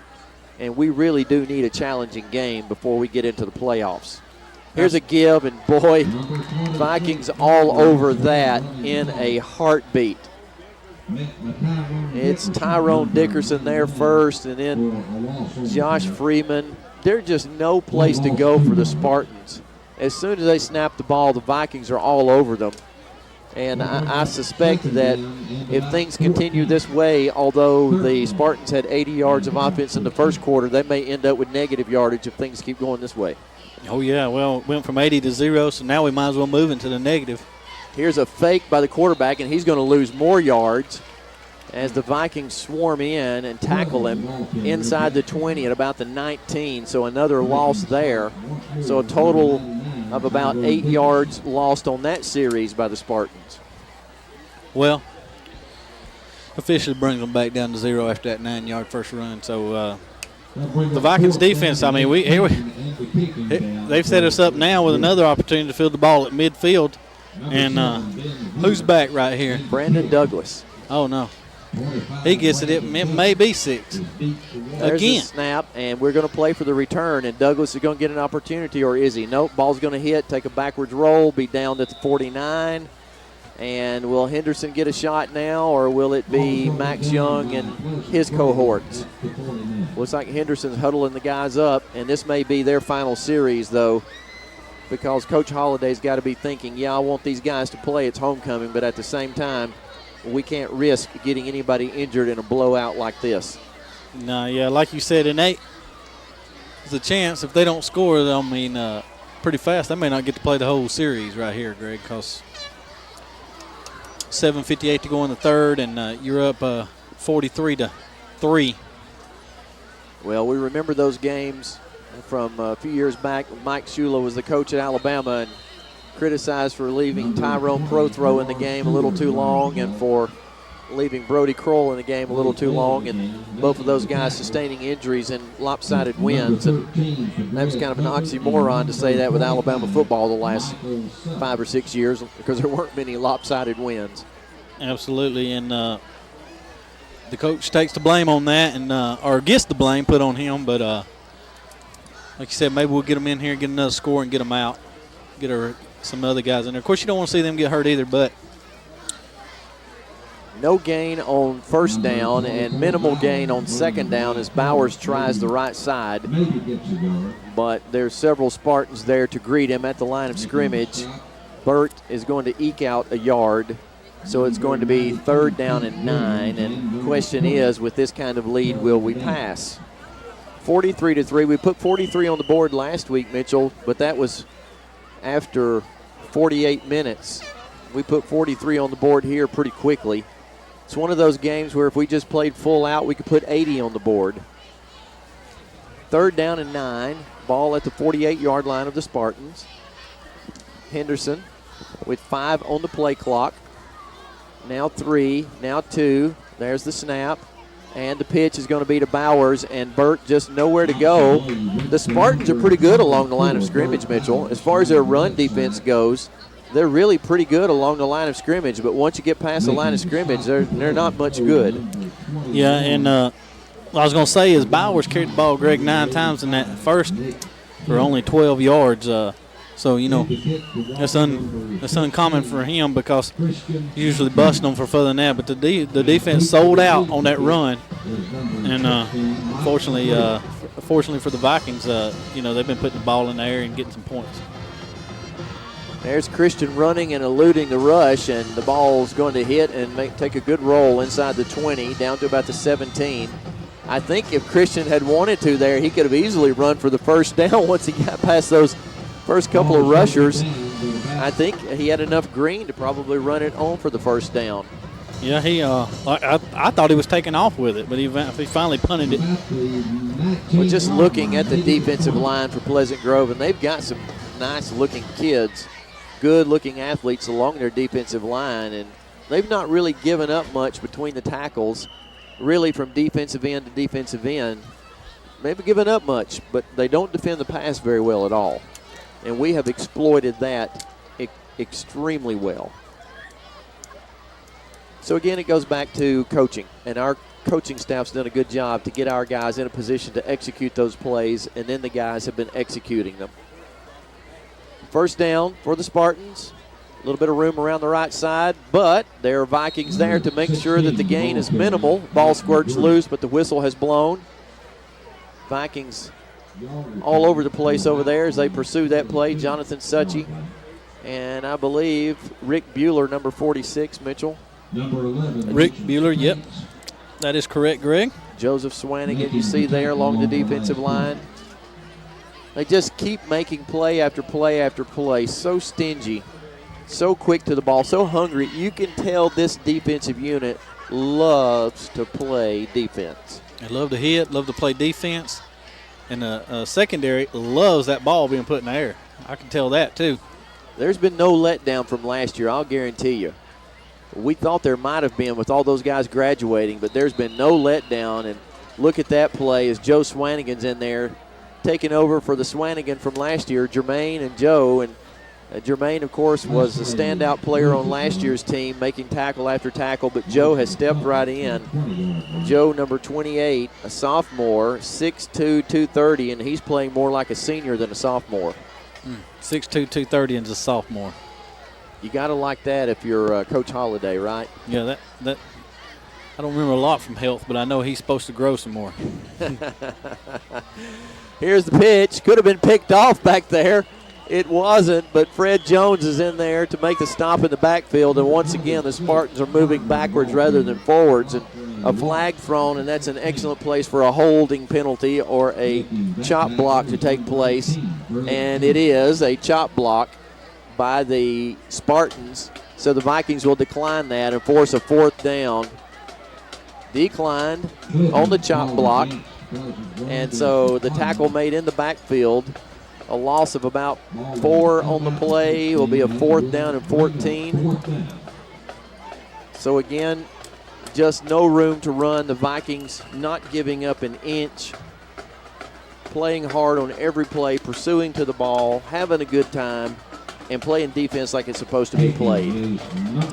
And this defense, like you said, not having a drop off from last year has got to be partly the responsibility of the coach, the defense coordinator, and the defensive coaches. Brandon Douglas with the ball and tackled by a bigger man. He just sort of grabbed a hold of Brandon and hauled him down from behind. So Brandon getting an opportunity to return the ball, gets it to the 43, so it's 1st down and 10 for the Vikings from that point. And now out onto the field comes Max Young. So from this point forward, Mitchell, it's going to be younger kids and the seniors, the starters probably pretty much retired from this point forward with 3:52 to go in the 3rd quarter. There's Max, a 10th grader, 6'2", 170. The starter the first couple of games till the situation was worked out with Jared. There's Malik Gaston on a run, and a good run by Malik. Now the question is going to be, how long will the Spartans keep their starters in the game? Yeah, you would think they'd start pulling some for some playing time as well. I know they want to score some more points, but 43-3, you kind of start wanting to play some younger guys too, because they got to look for the future as well. Good gain by Malik on 1st down. Got about 7 on 1st down. Here's going to be the give to Genesis McWhirter. Genesis making a good cut, and he's going to have the 1st down, I do believe. Spots at the 31-yard line. He only needed to get to the 33, so it's going to be a 1st down. So 2 rushes and a 1st down for the younger unit. Got those young guys on the offensive line now. Maybe those fresh legs are exactly what we needed to block those tired Spartan defenders, because the Spartan defense has spent a lot of time on the field tonight. 1st and 10 from the 31. Quick pitch to the right to Gaston. Got some room out there, and Malik will be forced out of bounds down around the 23-yard line, it looks like. So another good gain on 1st down. Malik got about 7 or 8 yards on that play to the 22-yard line. So 2nd down and 2 for the Vikings. And you got to like this if you're Coach Holliday, watching this younger unit run the ball with some authority. There's a give to McWhirter. This time tripped up in the backfield, but good job by Genesis to keep his feet moving and to lunge forward for the yard marker. And I think he's going to come up a little bit shy. Yeah, it appears he did. But, yeah, like you said, I mean, they got to be pleased watching them move the ball. And there's not a you didn't 3 and out. Your younger guys come in, they're moving the ball, playing well. So it's got to mean a lot for you. Of course, there's some younger guys on that starting offense too, but you're as a coach, you got to be happy. 3rd and a yard. Max Young gets it no problem. A good explosion by the offensive line that time as they get off the line well, and Max just follows those guys for the 1st down. Good job there by the Vikings. Mitchell, our center now, number 56. You can give us a call on that. 56, Greg. Uh-huh. That's going to be Evan Amerson. Evan doing a good job there at center that time, blocking for Max. Max looking to quick pitch. Nobody's there. All the defense goes the other way, and Max is going to be close to the touchdown. A broken play by the Vikings, but the Spartan defense is so aggressive that they went the direction of where the pitch was supposed to be. Thank goodness, really, that it was a broken play, because had Max been able to pitch, there would have been no gain on that play, I think. But as it is, Max gets it down to the 4-yard line where it's 1st and goal now. Yeah, a 15-yard pickup on a broken play, you'd sure take that. And that says something about Max's ability to run. Gaston running between the tackles, finds it hard going, but is down to the 2. So a gain of 2 for Gaston. So it's 2nd and goal now from the 2. So Max fleet of foot, able to run the ball to get us in position to score. We've already got 43 on the board. Looking to get another 6 and an extra point to make it an even 50. There's the second man through, Gaston, and he's going to be a little bit short as a Spartan hanging on for dear life. Barely Just missed out. keeps Gaston out of the end zone. 3rd and goal now. Ball nosing up to the goal line. 3rd and goal. There it is. You see it. Just about a foot away, and Young is going to be into the end zone as the middle of the Viking line shoves the Spartans into the end zone to allow Max Young to get that touchdown. And we'll see Pridemore on to kick the extra point this time instead of Matthew Prevost. So Jordan Pridemore coming out to kick. Excellent job, Greg, by the second team offense. Second, I'm sure there's a lot of younger guys in there than that, but that's just a great job. Didn't lose anything, just kept moving the ball and got a touchdown for themselves. So a good crowd on hand tonight. Kicked by Pridemore up and through. Your score. Back to Cairo Gambrell Field, homecoming night, and it looks like a homecoming score. You're supposed to generally pick on teams that you can pound into the turf. Pleasant Grove has not been a team like that in years past. They made the playoffs 7 years in a row before last year. And now look at that ball is going to roll down to the 5, and the Vikings going to be down there to cover it and stop the ball carrier inside of the 15-yard line. The Spartans not going to, well, they might make the playoffs this year, Mitchell, but they're definitely not a playoff contender. It's interesting in our region, the teams that we played so far. Coleman, far and away, the class act. We're not too far behind, and I'm not so sure, Mitchell. You know, we're going to get another crack at them, I hope. And I think definitely it'll be a different story the next time around. We were young in that second game of the year. Coleman came in kind of a polished team, and we started off really slow that game. But once we got uncorked, we made a ball game out of it. And had we gotten a first down after a turnover in the fourth quarter in that game, it would have been a different game altogether. yeah, and you wonder, Greg, I mean, last year we got them early too, but you wonder if that's what's forcing us to grow up, or if, you know, it seems like after that game every year, there's just a growing time that goes on in this team. But, I mean, you'd like to get them later in the season, you know, one year, and just see what you could do with them. Maybe we can flip the schedule next year and play them next to last game instead of the second game of the season. I don't know how that's controlled at the state level. I don't know how much of that is assigned by the state because I've never scheduled football games. I know in what I've scheduled in basketball and baseball across the years, coaches just get together and decide how you're going to play, but football may be a little different than that. Penalty on the first play, and so the Spartans will start in a hole. They're in a hole. They start in a deeper hole. Good tackle there. We got some of the veterans in there, some of the newer guys in the game on defense. It's a second down now and 14 after a 1-yard gain. The ball is at the 11-yard line. 35 seconds to go here in the third quarter. Game has not been in doubt for a long time. Quick pitch to the right. Meacham in there, 74 in on the tackle. Jesse Guffin. Jesse's a senior. 6 foot 195. He and Blake Meacham teaming up for that tackle. And a yard gain to the 12, 3rd and 12 now. And that'll be the last play of the third quarter. Spartans will not run another play. I don't think. There's 7 seconds on the game clock now. And you can see that the Spartans are waiting for time to expire in the third quarter, and they're praying for this thing to be over, I'll guarantee you. But we've got 12 minutes left to play. Your score, Walker 50, Pleasant Grove 3. We'll be back for the final quarter of action in just a moment. 3rd and 13 for Pleasant Grove to start the fourth quarter. Here comes a pass. It's thrown and out of bounds, incomplete, not even close. Mitchell, does Pleasant Grove have a positive passing No. tonight? No.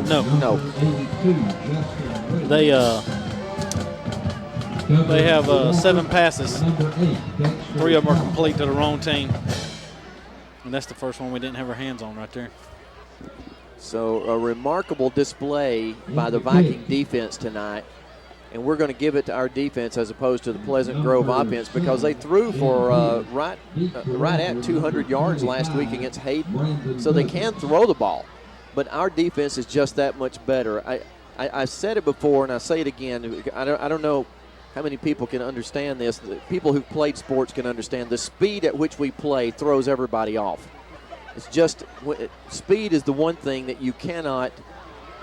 Oh, and Brandon, if he hadn't gotten tripped up there and it was really sort of accidental, that we'd have seen some more speed. Speed is the one thing that you cannot prepare for, quickness and speed. Strength, you know, you can kind of offset that some, but not speed and quickness.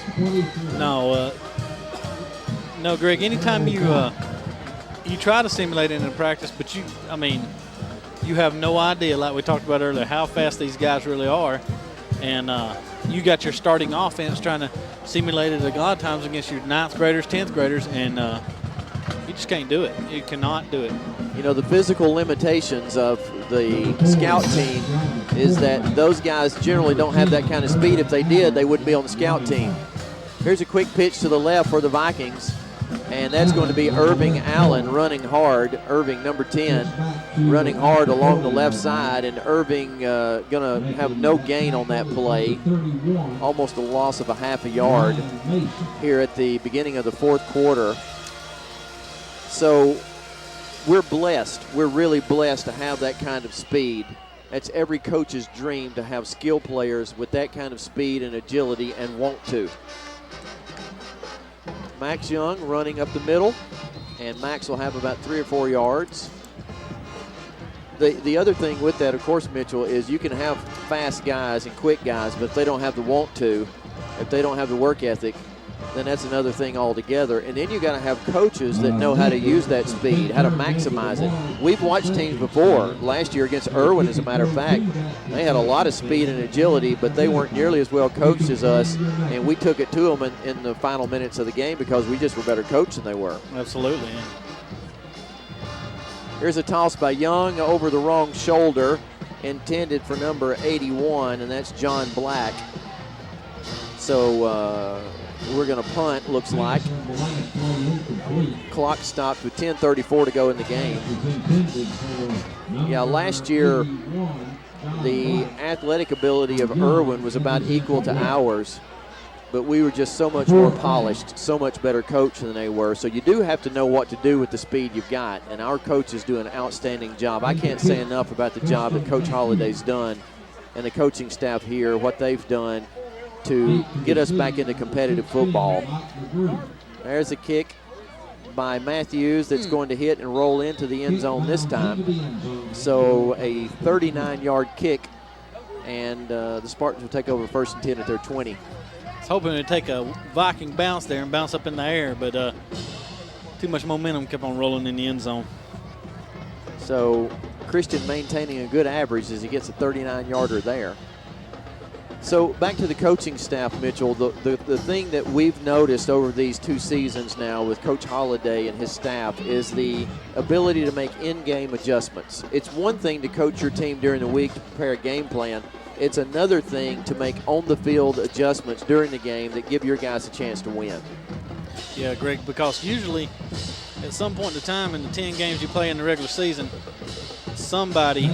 there's something surprises you during the game. That's their first completion right there, Greg. First completion, and the tackle was made by number 52 for the Vikings. And 52 is Mason Drummond, a sophomore, 6 foot 180. And there you see Mason. So those guys getting an opportunity to play, and you know that they're hungry to do this. Who would have ever guessed that these guys would have played as much as they have the last 3 games? And really even the McAdory game, a lot of them got in. So the last 4 games. Here's a screen pass. And the referee right in the middle of the action, and he's tackled along with everybody else, and let's hope that he's okay. And the players are checking on him. I'm sure he didn't anticipate getting involved in the play quite like that. He doesn't have a helmet on.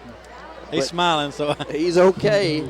They'll laugh about that once the game is over. They just wrapped him up, Greg. That was a good form tackle. Our guys did a good job. Yeah. First down on the play, too. He didn't get anywhere. 1st and 10 on that screen pass. as the referee becomes part of the action tonight. Never wants to, but he did then. So here's the fake. Keeper by the quarterback, and there's Mason again making a good tackle in the open field. Mason Drummond with another tackle. He got an assist by Jonathan Suchy, number 22. So a lot of our younger guys getting an opportunity to play here on homecoming night, and they've got a big dance coming up after this downtown at the CHS building. Are you going? Well, I don't know that they'll allow square dancing. That's the only thing I know how to do. I learned how to do that in PE at Curry High School, and I can do the Cotton Eye Joe and a little square dancing. That probably won't go over very well tonight. I learned it at Farmstead. Yeah, I don't suspect there'll be much of that going on. The kind of dancing they do now, we'd have probably gotten kicked out of school for and maybe even arrested. So I probably won't venture down to the CHS building tonight. I didn't know if you and Melissa going to go down there and show them what y'all can do. Old folks beware.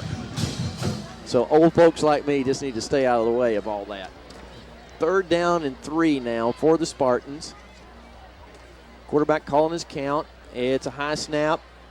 Give up the middle and a bit of room, and he's going to be tackled by 34, Caleb Kitchens. Caleb making a good tackle from his safety position. So the Spartans showing a little bit of life here against the second unit defense. 8:17 to go in the game. And like the last 3 weeks, really the last 4 weeks, because even against McAdory, it wasn't a contest. And the game has been over for a long, long time. And the fans have known that, so a lot of them have filed out of here. Lots and lots of folks have already headed home. And understandably so. Get on home and get ready for tomorrow. Get ready for Saturday, big day, college football day. Good run there by the Spartan quarterback. Tackle made by number 60, Mitchell. Alex Quadra. Alex Quattro making that tackle. Homecoming queen crowned tonight, Hannah Muncher.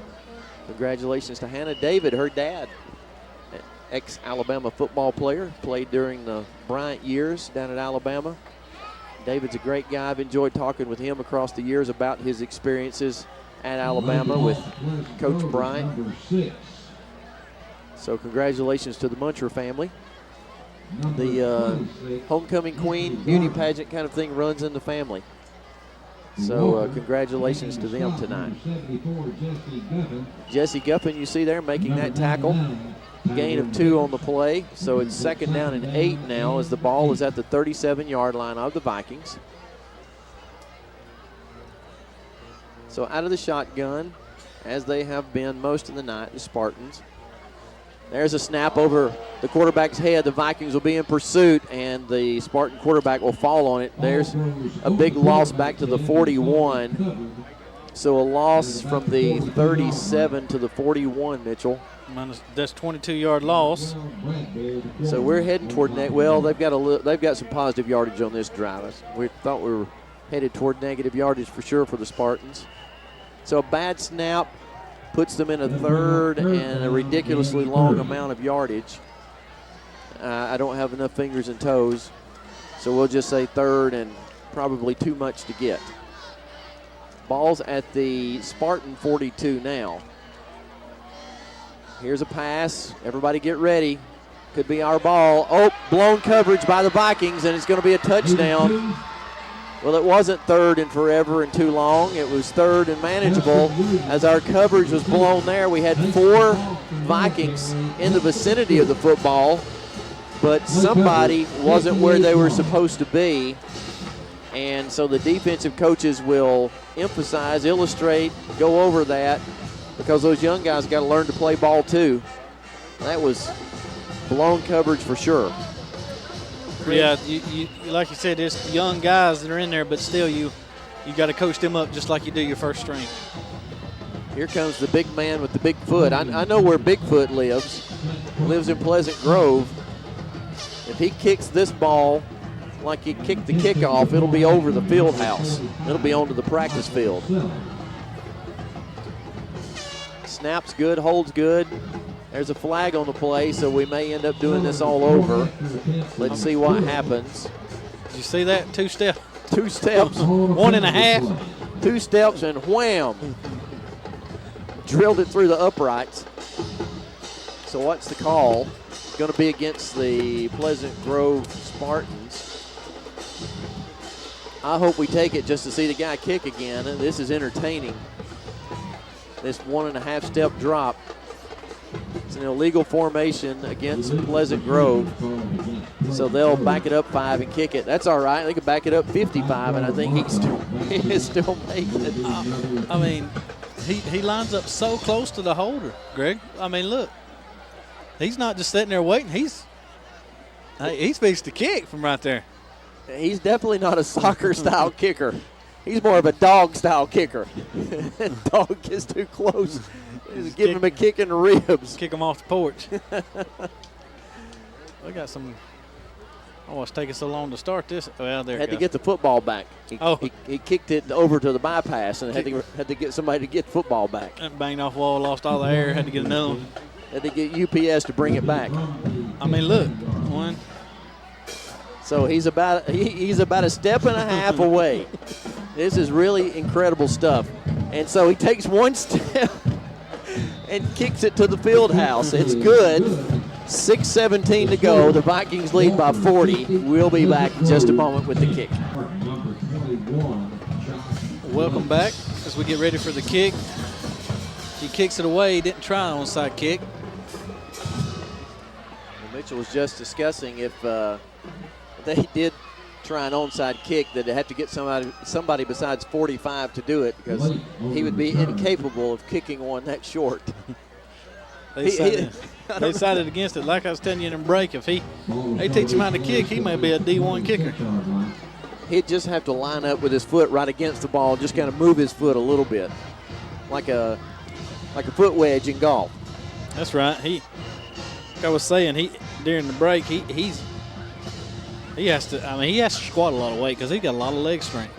Well, we thought we might see Carson Roberts tonight on this series, but Max is back in the game, and it may be that Carson played a great deal on Monday night because they had a 9th grade game and a JV game Monday night. So Carson may have played a great deal on Monday night of this week. That pitch to Gaston, and Gaston gets gassed for about a 6-yard loss. Back to the 20-yard line. 5:50 to go. Vikings, lots of Vikings running in and out of the game now. Mitchell, another lopsided win for the Vikings. I suspect at some point we've got to be considered for a top 10 team in the state.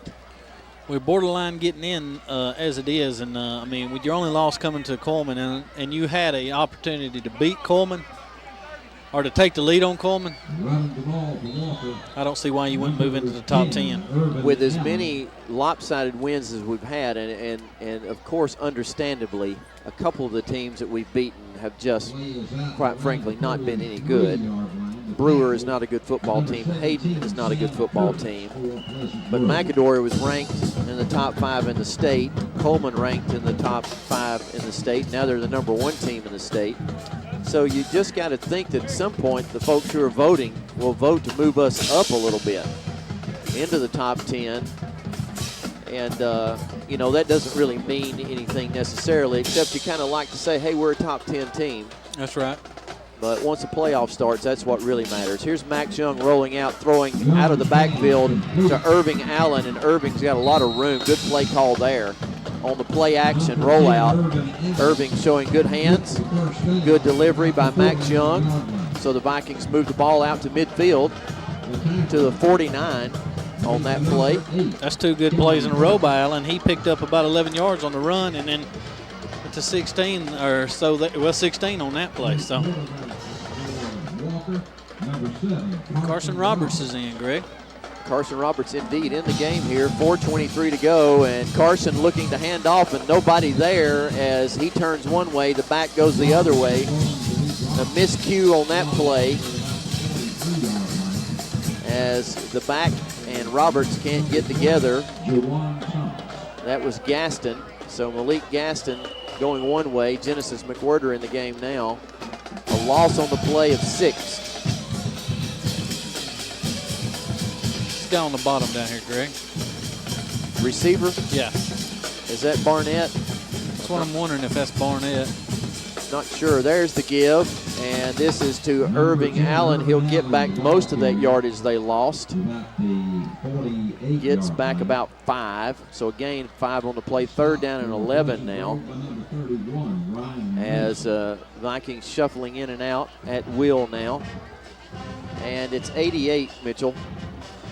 Christian Walker, sophomore, 5'8", 138. All right, Christian Walker. He looks taller than He does, doesn't he? He's 5'8", 138, but You'd have sworn he's got a great last name, hasn't he? Yeah. Great first and last name. Can't go wrong with that. So there's a timeout by Pleasant Grove. Is that correct? Timeout, Pleasant Grove? Yes, there is. Yes, there is. So 3:09 to go here in the game. Vikings lead 50-10. With that timeout, we'll take a timeout. Be back in just a moment with the final 3:09.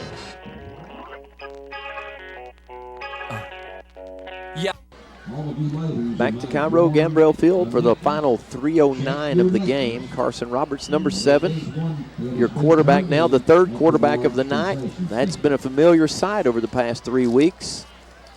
Carson back to throw, throws across the middle, got a man wide open. Number 13, Guy Abel open, and the pass just a little bit high. Nicely thrown, but a little too high for Guy Abel. I know that Guy is able, but on that one, not quite. Not quite. We're going to get that and see.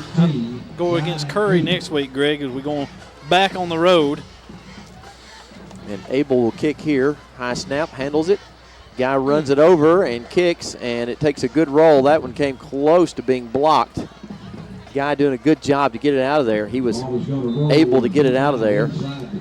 Come on now. Good guy. Good guy. Acting job right there would have drew a flag probably because he did run into him. But like I was saying, next week on the road again to Curry, Greg, is another region game. And Curry's had their troubles this year, so I don't know. Well, you know there's going to be some bad blood there, though. And there always has been. I went to high school at Curry. I'm a Curry grad, so I have a feeling of what the Curry folks think about Walker folks, and vice versa since I've done my coaching here in the city system.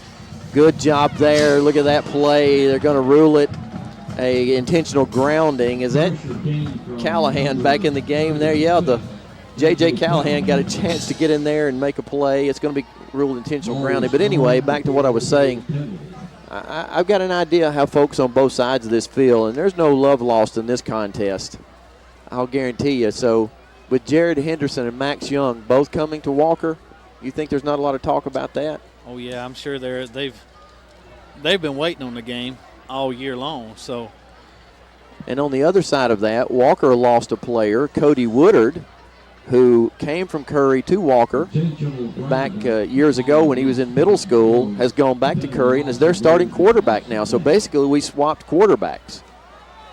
So I'm sure, like you said, it's going to be and it being in the county rival here, and like you said, the dislike among the teams already, it makes for a good game. I know the Vikings come out last year with a big win, but I know that Curry will look to thwart that this year. Well, on paper, it looks one way. Good tackle there by Michael Tedford, number 31, submarining the back from Pleasant Grove as Michael makes the tackle at the 15-yard line, puts his head down, takes the feet out from under the Spartan back. Yeah, it's one of those things on paper, Mitchell. It looks like the Vikings should win big, and if they play up to their capabilities, probably they will. But, boy, it's one of those games that's just filled with emotion. And so the Vikings have got to be prepared to play next week. Cannot take anything for granted at this point. And all you have to do is watch college football to figure that out. Upset after upset after upset by teams that shouldn't win games but do because they execute and they play with emotion. That's right. And then and the team that's favored comes in there with overconfidence and don't think they have to get up, and they end up losing the game. And I'm sure that as good a coaching staff as we have, that they'll do all they can to avoid a letdown. Well, there's a bit of a change, too, in the temperament at Curry with Shea Oliver there. Shea is a Curry grad, and Shea was probably at Curry one of the last times that Curry beat Walker. Back during the Shea Oliver years, Curry had a fine football team. And Shea was a great player himself, went on to play at Livingston University. Here's Michael Tedford with the catch of the punt, and he'll be swarmed by the Spartans at the 49-yard line, where the Vikings will take over for the final minute of the game. But Shea's doing a good job up there, Mitchell, of restoring some order and some discipline. I talked with Shea a long time the other night, and I like the things that he's saying about, just training young men to be quality young men and to conduct themselves as gentlemen while they're in school and out of school and on the football field. So rest assured, they're going to play hard next week. Final, Fayette 41, Durham 6. Looks like we may be in the victory formation here and going to take the knees, Greg. We are, and barring a timeout by anybody, we'll do that a couple of times and the game will be over.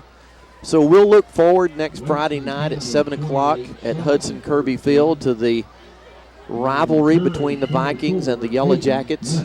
And need a lot of supporters there from the Viking side to fill up the visitor stands, because the Curry folks will be anxious for that game. It's the highlight of the year, most every year for Curry folks. I know it was for me when I played sports at Curry. Playing basketball and baseball against the Vikings was the highlight of the season.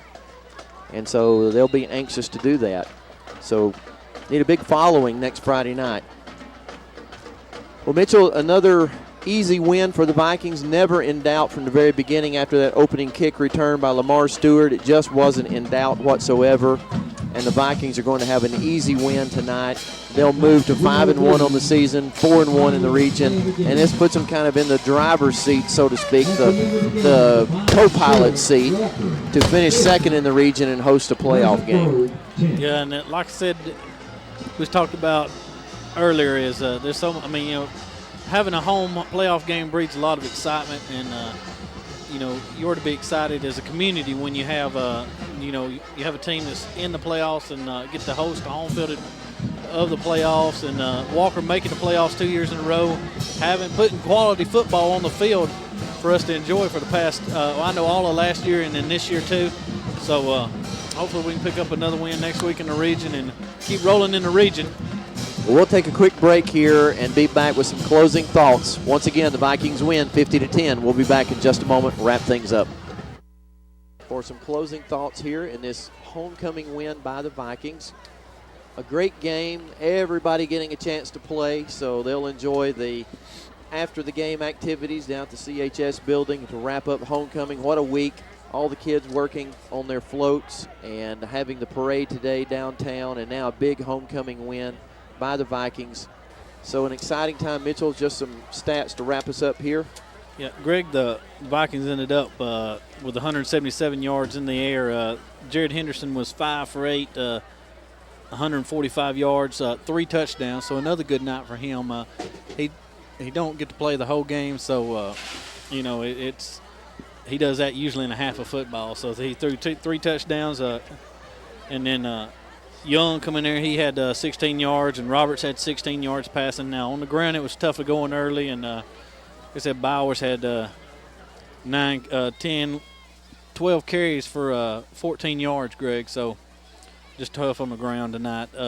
Didn't have a lot of we had Jones and Stewart both ran one in, and Young ran one in from a short distance there. It was a 5-yard and 11-yard for Stewart. So, but the highlight, Wesley Smith had a 60-yard punt return for a touchdown, which we caught us by surprise there when that he could return the ball so well. So all around good night, offensive and defensively for the Vikings. I didn't do the last of the fourth quarter, but they moved from 80-0 to -2 on there through the first 3 quarters, and then they got a little more. But we had some second and third stringers in there that gave up a little bit of yardage, but nothing big. So good special teams play tonight by the Vikings. A field goal kicked early by Matthew Prevost, a long kick return by Lamar Stewart, a punt return for a touchdown.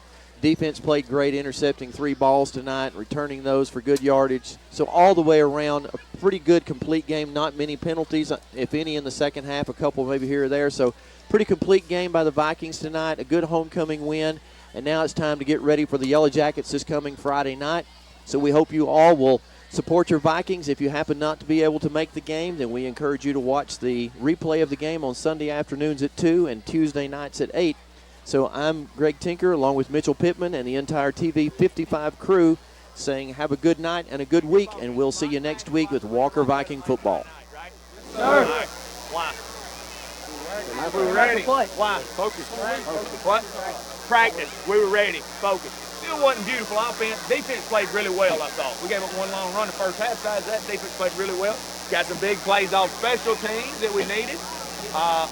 What did we go? +1 in turnover rate. 4 or 5? 5. We got one to start with. +5. That's what we talked about. Yeah. Right? +5. That puts us +6 for the year, and that's where we need to be. Okay. All right. Offensively, it's okay. Don't panic. We hung half 100 on them. That's pretty good. All right. Anytime you do that, that's pretty good. Okay. All right. Who we got next Friday night? They're gonna be ready. they will be ready for us at 7 o'clock next Saturday night. So what do we got to do? We got to make sure we're ready. Okay. That'll start Monday. Okay. All right. So have a good weekend. Enjoy yourself. Nothing stupid, right? Yes, sir. Not calling anything. Let's have a good weekend. Enjoy yourself, but hey, stay right in the now. Okay, stay focused on what we got. Have a good time, but let's focus on Curry and what we got ahead. Okay. Right. Great job breaking down good and loud. Yeah, baby. We are Walker.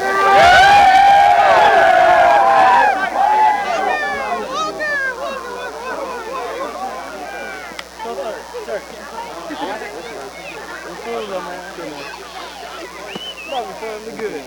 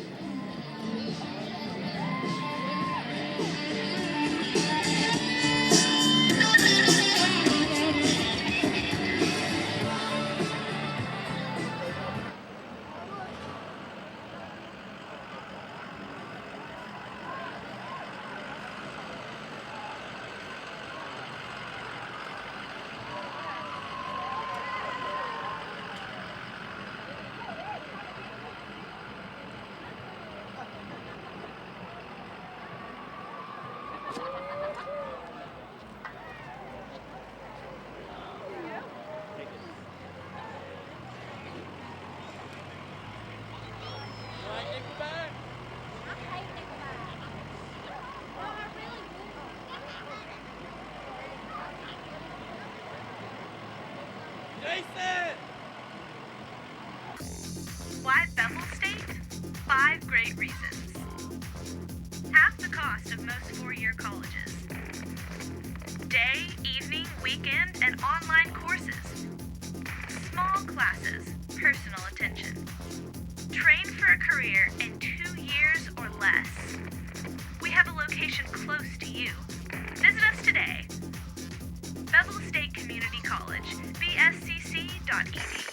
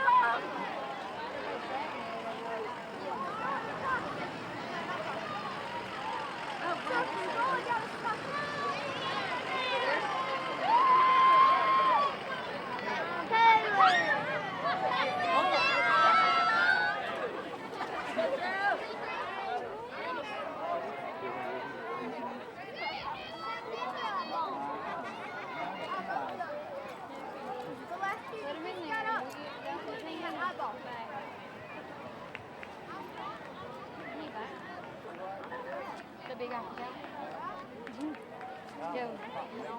No, it looks like an apple towel. Oh! French. You took French. So Mansfield got out of